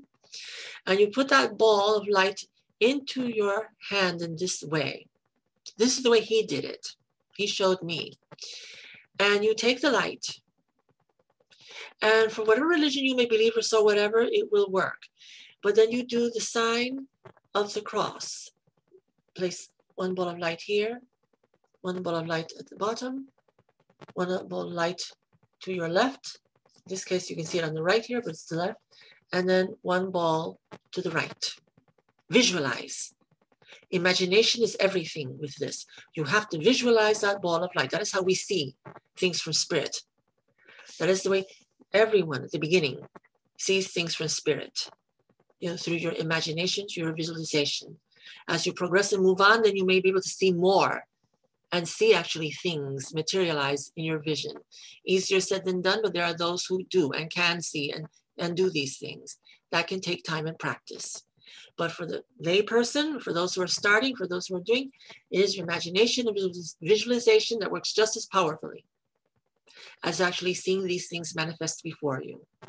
So you take that protection and do it in that way. It is called the 7 protections, however, because the 7 protections of divine energies that are utilized for your protection. And you believe 1, 2, 3, 4, and then close in the middle, you know, that light. And that is like a protective shield, a protective armor that you use to close that energy around you to protect you from negative forces. I assure you, when he showed me that he did it himself, I literally felt an energy closing upon me as he did that. And I felt it. I said, oh my God, that's incredible. I was a little bit taken aback because I'd never experienced anything like this before. So I was a bit, oh my God. Then he just opened it. Again, he just opened again and it opened, and I literally felt that energy just open up again.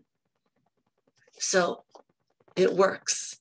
And he was a Native American shaman, or at least he believed in the spirituality of Native American energies and magic.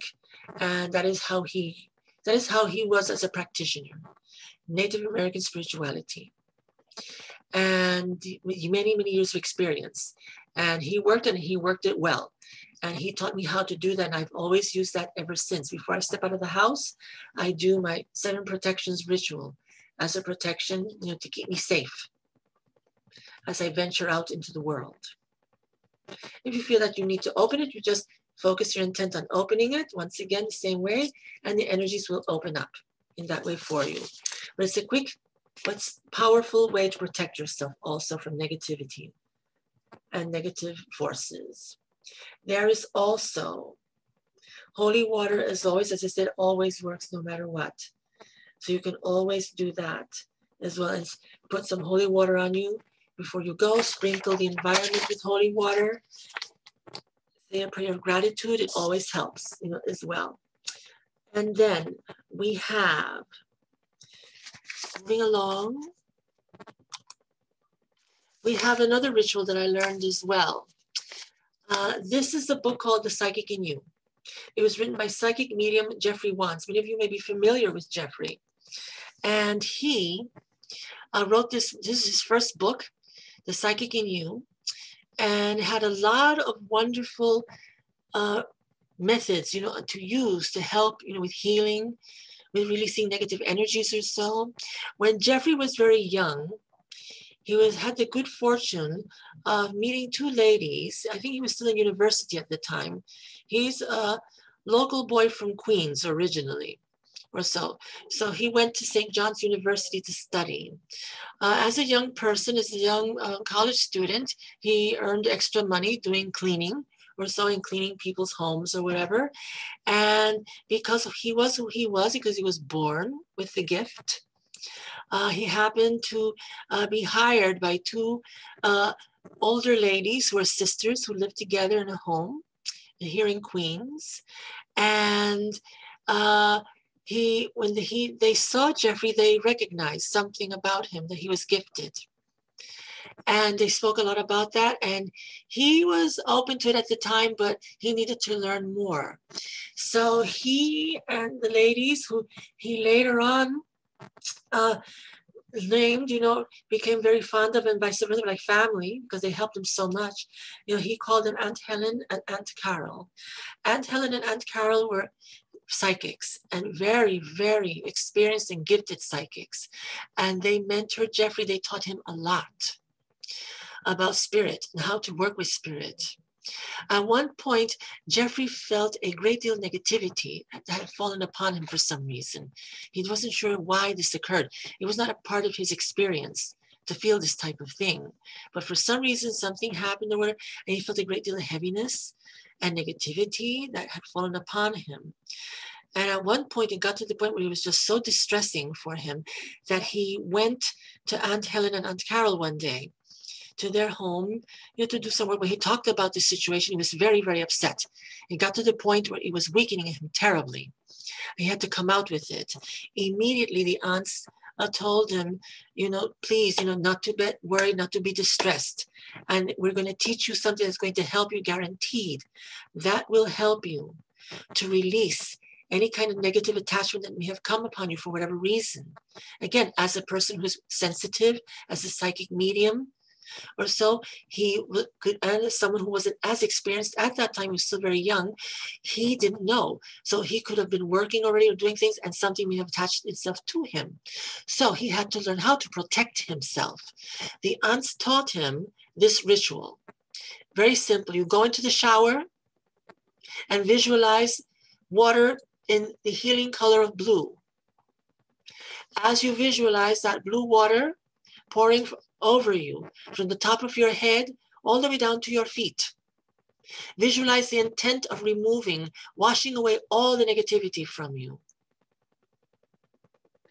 All that energy that's attached or whatever it may be goes down. Down is flushed out of your system, cleansed from your system, all the way out of your body, your mind, your spirit, your very being.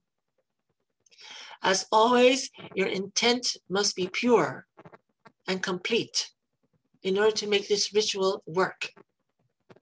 So Jeffrey took that advice, went into the shower, visualized the blue light come upon him in the waters of the shower and cleanse all the negativity that he was feeling, all that heaviness, all that whatever that he was feeling, that depression, out of him, out of him, out of him.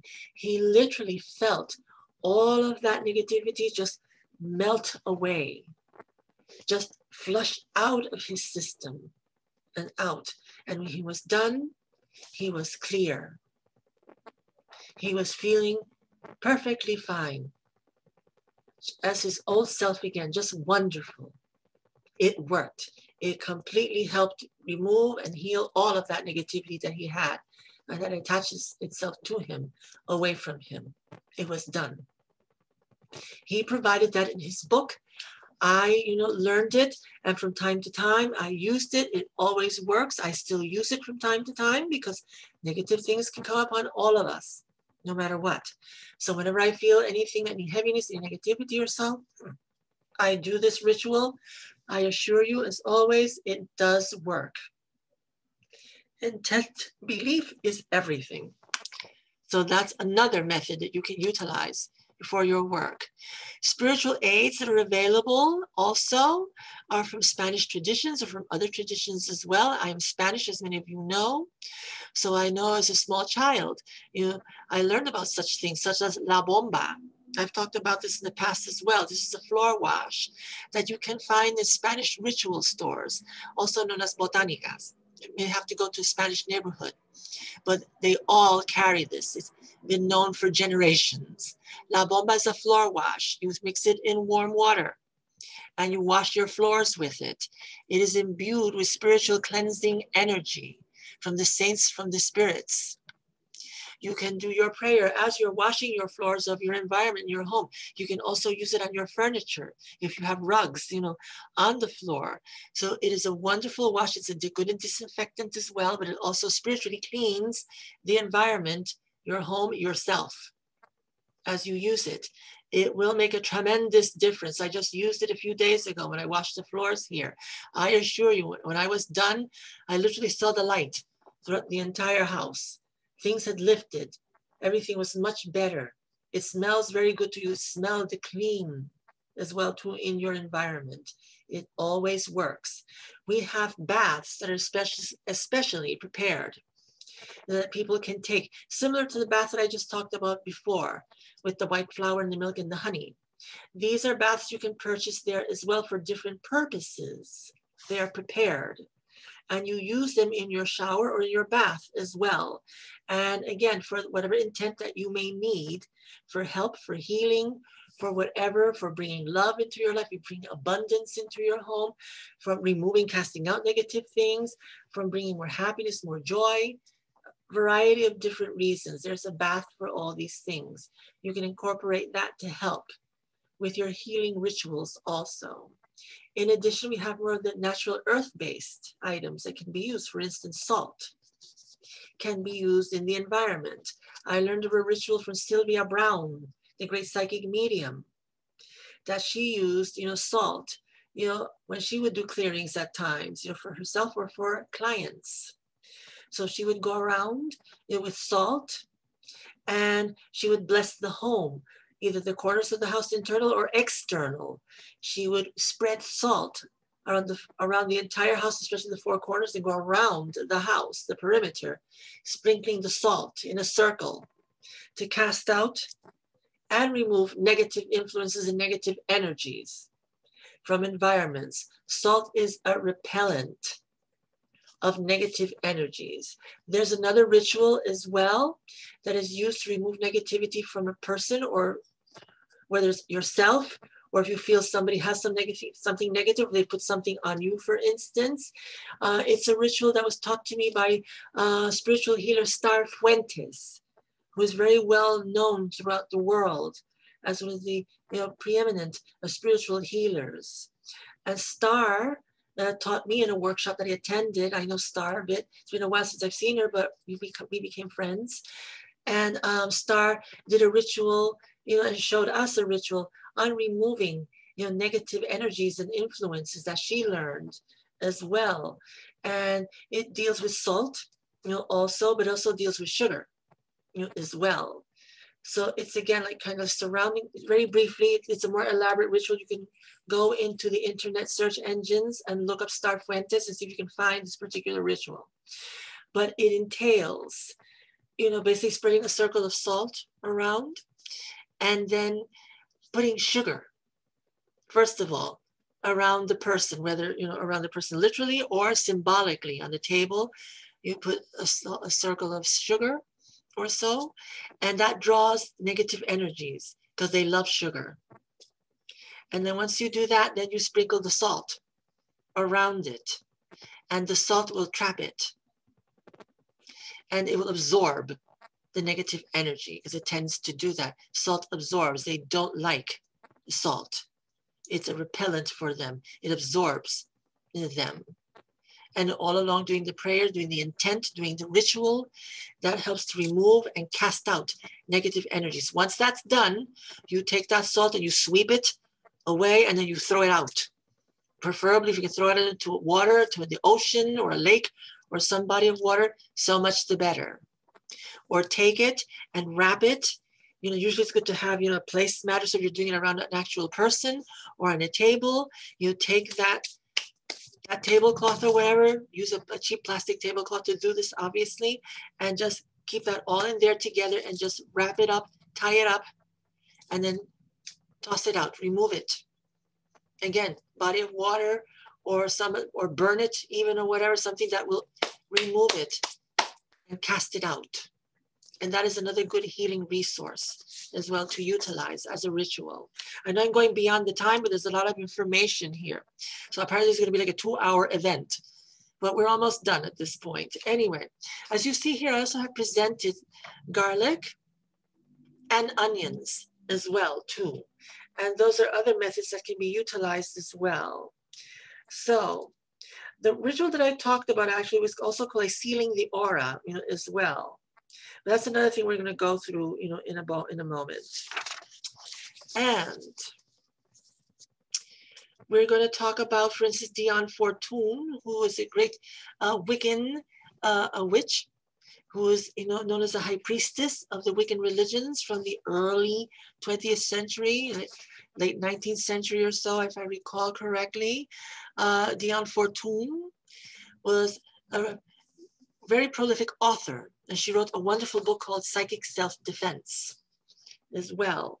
And I do believe that one of her rituals was regarding garlic or onions. I have it here somewhere. I'm trying to find that for you. Hold on. Let me see. I want to stay in line with things here. Let's see. So as I said, Diane Fortune wrote the book Psychic Self-Defense, and you can also get that, you know, on Amazon or through Barnes & Noble. I'll show it to you in a moment, so you can take down the information if you find it would be helpful to you. Let me see, I'm just looking for this for a moment. I know I have it here somewhere. Let's see. There's a lot of notes here. But you were to take, anyway, I do believe you take the garlic, not the onion, and hang it. You know, just take the onion and hang it. There's usually these little things that are made of like a mesh, and put the onion in mesh there and just hang it somewhere in the room or in the corner of the wall or whatever. That would help to dispel negative energies, vampiric energies, you know, from the environment. Similar to garlic, you know, as well. You could take some garlic, put it in something like that, like a bowl, for instance, or hang it also from the wall. And also that was a good way to dispel and remove with the intent to remove hostile, negative energies from your environment, from yourself, if you feel it. You know, also they don't like things that are pungent in that way. And we know about the mythology regarding vampires and garlic. A lot of that comes from ancient Romani, you know, belief systems and stories or so. So, but nevertheless, as a ritual, it is also used in the Wiccan traditions, the old Wiccan traditions, you know, for that purpose as well, at removing and casting out negative energies, you know, from the environment, you know, from the person or so. So we have that too. So we'll move along from there. Another method that we can utilize for protection against negative energies, of course, are holy metals. And you see a variety of them here. Of course, they must, the most important thing is that the holy metals must be blessed by the church. That is the only way they will truly work, to be as a talisman, to work against negative energies. You can carry them, you can wear them, you can put them in your pocket, you can put them in your wallet, in your purse, but carrying a holy metal that has been sanctified by the church will always help. You see a variety of them here. And so you can look at the different saints and the different purposes, you know, also some are very well known, some of them lesser for particular reasons, but these are wonderful items to use as a protectant, as a talisman. There are others that can use an amulet, and that's to project your energy. Talismans, you know, protect against something coming to you. Amulets are those that are used to project magic or energy outwardly. In this case, if you want to protect against negative energy coming at us, we want to have a talisman or a holy metal to protect us and repel that energy, that intent from us. So you have a variety of metals here that you can utilize. Of course, these are mainly from the Catholic Church, as you can see, but there are other forms of metals that, again, can be used for other religions and their spiritualities, as long as they're blessed, you know, in holy light, should work just as well. For the purposes here, we have these metals blessed by the church with the saints, you know, here as well, that help to repel negativity, you know, from coming upon us. Now, we also have the medal or the cross of San Benedict. And that is a very powerful, you know, powerful repellent against negative energies and forces coming upon us. For those of you who know me, I always wear the cross of Saint Benedict. And you can see it now. Let me just hold it up. For those of you who know, I always wear the cross of Saint Benedict, always. You know, always with me. I've been wearing the cross of Saint Benedict for about I think almost 10 years, if not 10 years already at this time. And it's helped me tremendously, you know, with protection. And as you see, there's the different parts of the cross here for different reasons. Also written in Latin, but explained, you know, in English for the purpose of the particular areas of the cross of Saint Benedict. This one is more in a medallion form. I also have that behind this cross. I don't know if you can see that clearly, because I probably not, because you only see me in the small screen right now as you see the presentation. But that very same symbol is in the back of my cross, you know, as well. So that is the protectant right there. And also a bit in front, you know, of the cross as well too, if you can see that. When I go back to regular screen mode, I'll show it to you once again. For those of you who know me, you know this. For those who don't, you know, you see. But you see the different reasons and different areas of the cross that are here, that are protected against, even against possession. You know, and it's good for exorcism. It's that powerful as well. I'm lucky that the cross that I wear is blessed, you know, from the Vatican, you know, in Italy. So I'm very, very fortunate to have this particular cross, you know, present with me in that way. But you see the different areas, the different, you know, stations of this cross. For instance, the area of peace at the top, be gone Satan on the side, do not suggest to me thy vanities.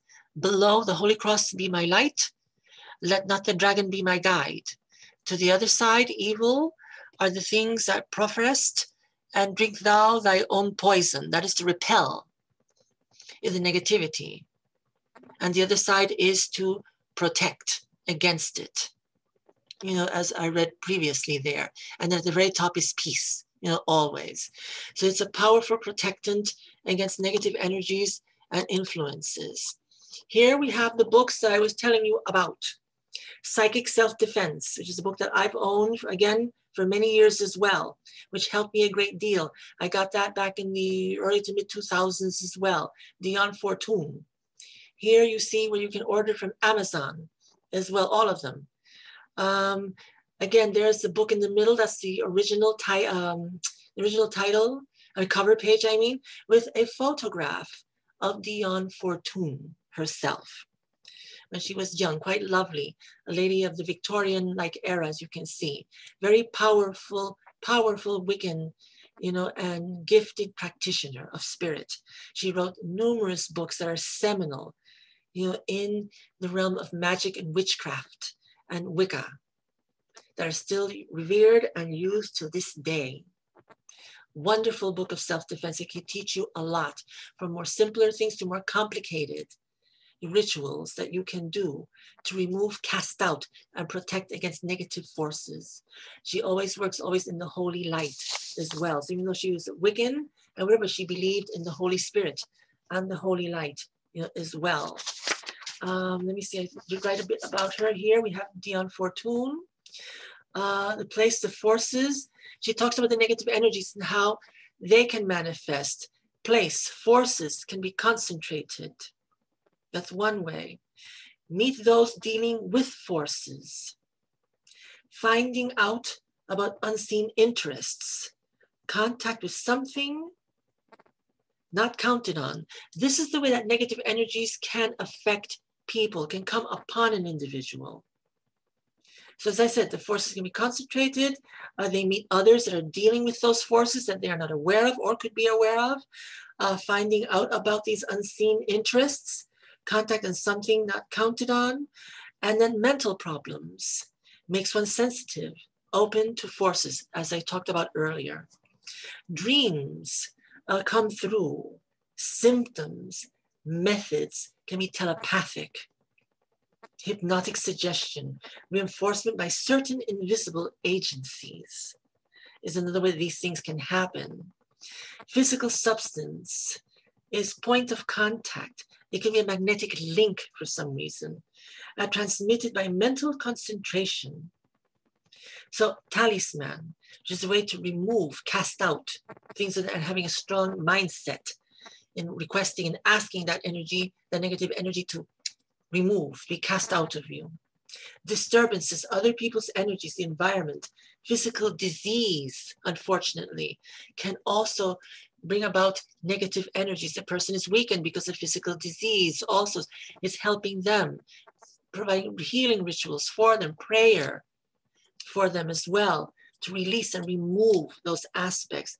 The higher realms, air, fire, cannot be touched in pure form. Lower realms, the earth, the water, can be touched.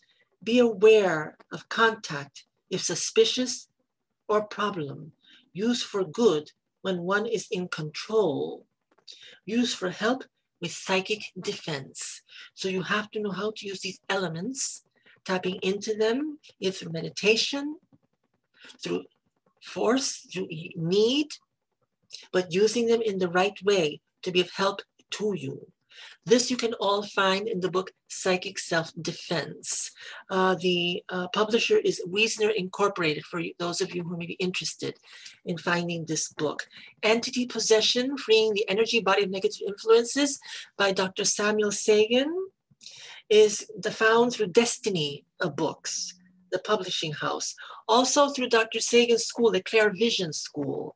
And here you have the website to his Clair Vision School. So you can look into that to see if the school is still active at this time. It's been quite a while. Due to the pandemic, several things have been closed or whatever. I don't know if they're still working. They might be working remotely. You can find out through clairvision.org about Dr. Sagan and his work and his healers. He has an institute of healers. So for those of you out there who may be dealing with negative forces, negative energies, or feel that you need help, and you need people that are professional, that have experience with these types of things, of removing and casting out negative energies or so, it's best to connect with the professionals, with those who know, those who are trained, who've been doing this type of work for years. So Clair Vision Institute definitely is a place to look into, to inquire about assistance and services they offer. In addition, we have, from what Dr. Sagan says, recognizing about how negative influences can work, the presences. It can feel separate from one.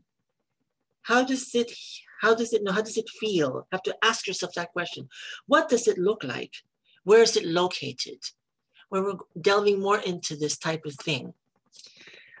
Food cravings, for instance, if you're somebody who feels that has a negativity, an attachment, let's say, it's about how do you feel? How does it look to you? Where is it located? Even in your body, it could be in different areas of your body. You never know. You may feel certain illnesses or weaknesses in certain areas of your body for some reason. Oh, it's something, it's really because of arthritis or so, or it's because I have a strained back or a slipped disc. A lot of times, yes, but a lot of times it can also be something a little bit more where these things could also be affecting you in weakened areas, that utilizing the spiritual techniques and methods to cast them out could bring relief. Maybe not a total cure, but certain relief with these things combined with Western medicine, can help to alleviate these problems, these illnesses to a great extent, if not fully. So be aware of that also, if you feel that such things can be happening to you. Food cravings, people that may be affected with negativity, doesn't mean they're possessed completely or so, or that they're oppressed entirely either, but there may be something there nevertheless, to whatever degree. You may have a strong sugar craving, fried foods craving, meats and spices, compulsive cravings that you may have, where this is something that has come upon you. It wasn't that this way before to you. It's not normal for you. But then for some reason lately or for a while, you've had these feelings for some reason that have come upon you, which was not characteristic of you. It's a good thing to think about and to see, I wonder, that may have something to do with this. It's about recognizing what it may be. Significance of negative energies to destroy when it's certainly more severe. Weakens, paralyzes, holds the individual back. Limits, it can even imprison and control. Sometimes people become hermits. They become isolated. For whatever reasons, they don't want to go out. They don't want to go out with friends. They don't want to socialize. They don't want to do things that they were used to before. They become very isolated to themselves for some reason, even depressed. That doesn't rule out mental illness or mental problems or so. Again, this is just one thing that could be. It could be because of negative energy. Not for everyone, It could be the person's depressed because they're depressed. If they lost their job and they're worried how they're going to pay, you know, their rent in the future, that's going to make you very depressed and not being wanting to go out too much or wanting to socialize too much and kind of stay within. Not everything is of a spiritual nature after all. There are circumstances that happen in our existence that can cause heaviness upon us. Always remember that too. We cannot ignore that. In that case, we must seek help. And if we have to, we seek behavioral health, psychotherapy, groups that are out there that can be helpful to us, that we talk, get it out, and receive support to help alleviate those ailments, those worries, those concerns from us. As I said, not everything is always of a spiritual nature.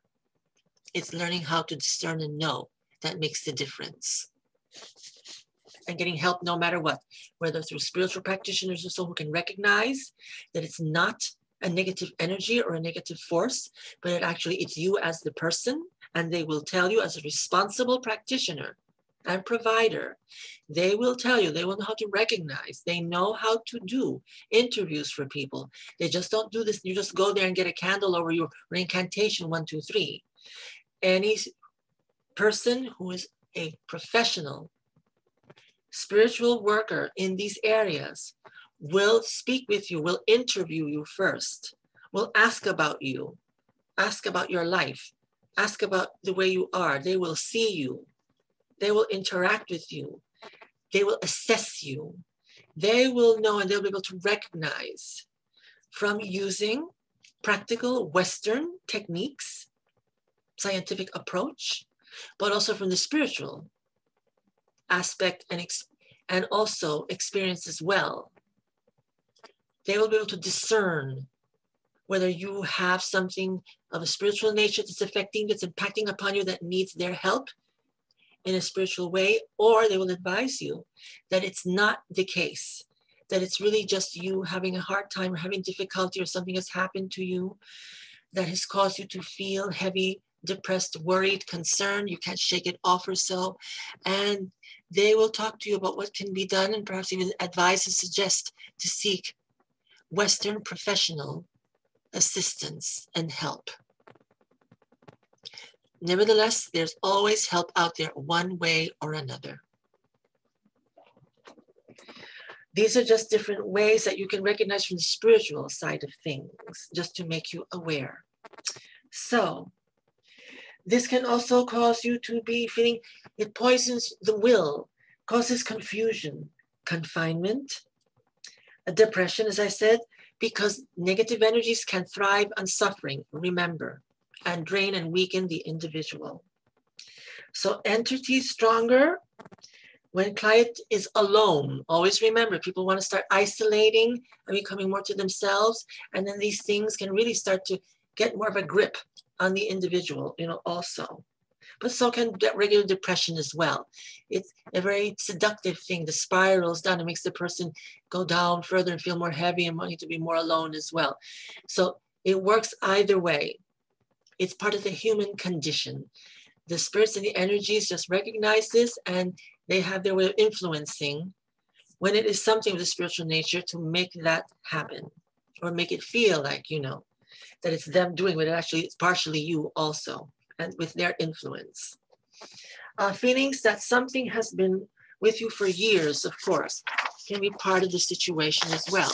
Again, all things can be healed through Western methods or through spiritual methods, as well. So moving along, I'm just making sure that I'm keeping in space with everything here. So we have from Samuel saying the etheric, which is the lower levels, the physical. And here we have things such as Voodoo Santeria, healing directed to remove entities. So they were from the lower energy levels of spirit, the earth-based ones. Brings beings that reside in the lower places, rituals to remove these ancient traditions. Also, the Spanish and African traditions can be very helpful to casting out and banishing those things. Negative energy, easier to influence. Always remember, this is another main theme that you must learn here in this lecture this evening. Negative energy is always easier to be affected by, easier to be taken with. easier to just react and to behave in. It affects more than positive energy. Positive energy, in order to get to that state where you feel healthy and good, sometimes is harder. Believe it or not, it takes effort. This is natural. This is part of the design of spirit. And at times to be positive and to work yourself out of negative circumstances or depression or heaviness or whatever, it takes a monumental effort at times. It takes work to lift yourself out of that, to break that influence, whether it's spiritual or whether it's just organic or mental, but it takes effort to remove, to get that off of you and to get yourself healthy and clear, grounded and in proper space. Always remember that. It doesn't mean that there's something wrong with you. Oh, I'm so negative, I can't do positive. It takes so much work and whatever. Yes, it does, because that's the way it is. It happens to many, many of us. Positive takes an effort. Negativity is lazy. It thrives on languishing things, on just, taking advantage, on those that are relaxed and whatever. It just seizes them easily.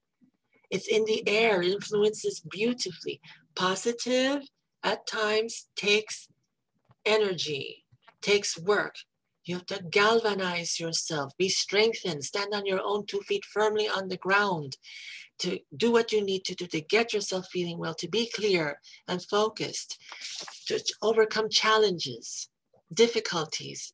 It can take a village at times as well, but you can get there. Once you're there, you're there. And you live, and you're alive, and you're vital, and energetic, and you're free. That's the difference right there. So, let's see. I don't want to repeat too much of the same thing. Okay. I talked about that experience, so we have to go into that again. Okay. So,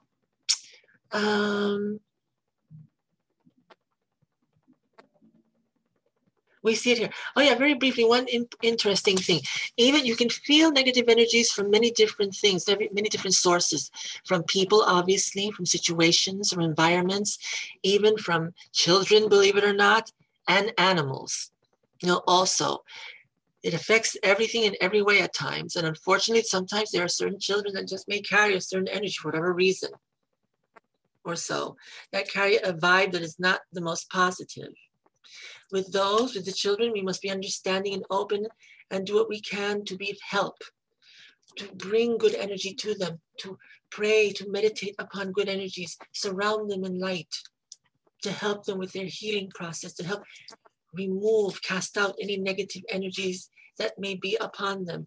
Similarly with the animals, there's some animals that have a good vibe and good energy, and there are those that are just not, and are like, ugh, with them. And the same thing is providing energy, goodness, light to them. It's like, someone once said to some child, he said, Mavis, stay away from that dog. You don't know where it's been. Because grandma, for some reason, got a negative vibe about the animal. Even the animal was not doing anything. The dog was just standing there or just there or whatever. But grandma, for some reason, got a negative sense of things. So she told little Mavis to stay away from that dog. We don't want something negative coming to you, when it to suddenly bite you, even though it looks like it's okay and friendly or whatever. But out of nowhere, something bad may happen. So just stay away. So you get a sense of something, whatever it may come from or whatever, you listen to it. And if you can, you offer your help to help release that. That is the way to do it. It keeps you in the clear and positive and in the light always.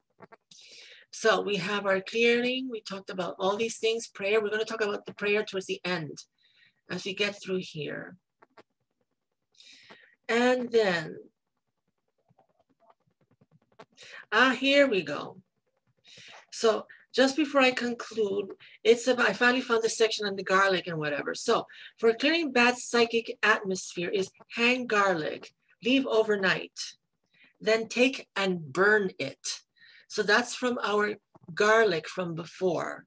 Okay, once again, take the garlic, hang it, leave overnight, then take out and burn it. It takes out and absorbs all that vampiric negative energy and then burns it out.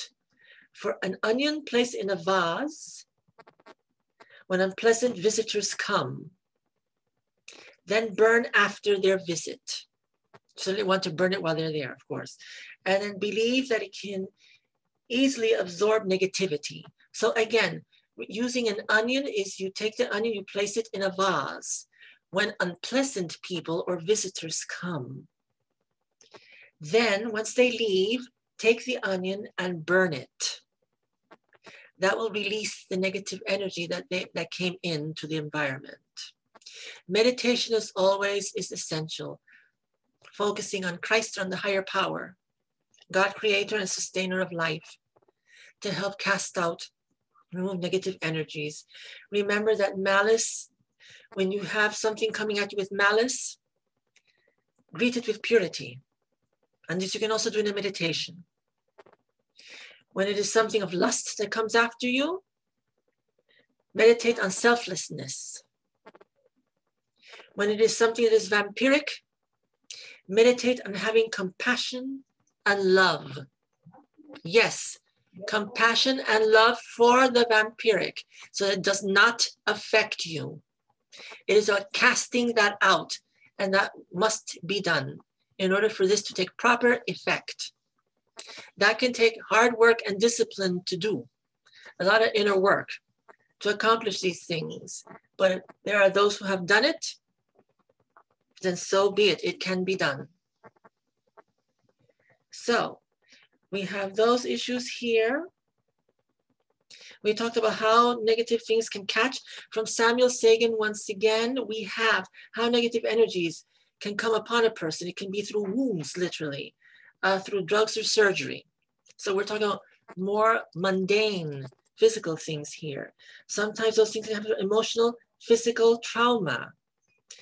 Children asking for companions can innocently bring in negative energies or so. Those who play with the Ouija board, for instance, who want to call in, spirits who want to talk to their dead loved ones. Unfortunately, they open a portal, and without realizing it, can also bring in a negative energy as well. Through magic, when it's done irresponsibly, when it's done without not knowing, not having proper education, how to properly use magic and rituals, can unfortunately bring in these things as well. Entities can be parasites, missing bits, fragments, etheric astral matter that can attach itself to individuals or things. Clearing. A clearing for these certain types of things must be from a well-trained practitioner. Again, as I said, if you feel something that is that severe, that heavy or so, you feel that you cannot do it yourself, go to a professional, go to someone who does this, as their vocation, that they have years of experience and practice in doing this to help you, deal and heal from these situations and things. Also, we have here the Practical Psychic Self-Defense book by Robert Bruce.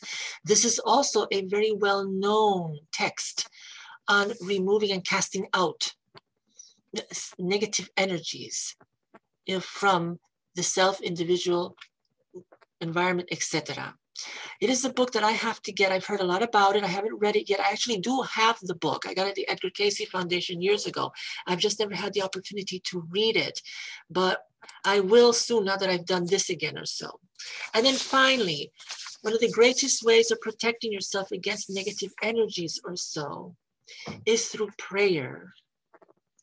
And I was taught these prayers by Patty Marshman, who is a psychic and medium. And she gave me these prayers many, many years ago. And she taught me these prayers to do. I do them every day. It helps with protection and releasing of negative energies and forces from self, environment, etc. I present them to you here. So if you like, you can look upon them. You can copy them. If you like, you can let me know if you want a copy of them. I will send it to you. So we have the St. Michael, the angel of protection, which is very, very well known. But this is done in the original way, not the way that the Catholic Church usually states it. So this is the original version of the St. Michael the Archangel prayer of protection. Then we have St. Patrick's breastplate, which is also a very powerful prayer of protection as well. As you can see, it covers everything. This works in the Christ light, but it works for everyone, no matter what religion, what belief you may have. So have a look at that for a moment. As I said, if you are interested, I will send this to you. In fact, I may post it later on my page for you to have, so that way you can do it and copy it down, or either write or copy and paste it at your leisure. So it's best to have this. They are strong, powerful, protective prayers. They will always, always, always help. As we move on to here, we also have the continuation of that prayer. It's a long prayer, as you can see. But we also have the other prayer as well, of protection to seal and end, a prayer ritual here as well, which always works. Ever strong, ever powerful. I say these all the time, and they always help. Always remember. In addition to that, I just wanted to see what else here might be of interest for you to know about. Let me see. We've touched upon that already. Okay, very good. Okay, very good. We touched upon that as well, and the books as well. Excellent. So I've ended with my notes here, fortunately. And we've gone off in time. There's a lot of good, concrete information for you all to know. And as I said, I will always post this presentation, this program, on my Facebook page, the Angelus Colon Transpsychic Express, as well as the Metaphysical Communion channel on YouTube. So you can revisit this lecture, there as well, in those places also. We also want to advise you of what you can do to protect yourself when you are in certain situations. I've talked about this before in another program or so. I've talked about these in lecture as well. As I said earlier, this lecture comes from an actual lecture I've done in person to groups or so at the Queen Psychic Club, at the Eyes of Learning, at other places as well. I've done this lecture on several occasions throughout the years. And it's always been very well received. Many people have taken a lot of this information, have found it helpful to them. With here we have rituals that you can use should you encounter such things as to protect against negative individuals one speaks with. What you do is visualize a sheet of glass before you. This will repel their energy from having an effect. To protect against negative individuals who are around you, visualize an impenetrable brick wall surrounding you. Focus on that they do not exist. And then to repel someone who is attempting to dominate you by their gaze. Avoid looking at the person in their eyes. Instead, look at the area between their eyes, which is the location of third eye chakra, discreetly. And that's very important. Discretion. You don't want to make it seem that you're looking, very strongly or concentrating in the middle of their forehead and their third eye as they're trying to engage you in this way, because that's going to be a telltale sign to them that there's something there. It actually might aggravate them and make them even more hostile or more negative. So you want to do it in a way that is not seen, but very discreetly, but nevertheless focus, on that area. This will thwart any attempt at gaining control of you. I assure you, as always, these methods do work. And then finally, the purpose of clearing rituals, whether through use of prayers, talismans, amulets, medals, baths, etc., is to purify the mind, body, and spirit, to cast out, remove all negativity from the self. And the purpose is, it is all for the blessing of healing. And that's the reason why we do all of this and help ourselves. And with that, finally, our very long and interesting program is over. So you can all breathe a sigh of relief. Nevertheless, I hope that you have found tonight's presentation helpful, worthwhile, whether for yourself, for those who may need, that you know that may need help and assistance and guidance with these types of problems and concerns. These are tools that you can use for now and for the future to be helping you in self-empowerment, to casting out negativity from very simple to much heavier. And as I said once again this evening, if it's something that's beyond your scope of knowledge, of experience, and you feel that you need more, seek out the help of a professional.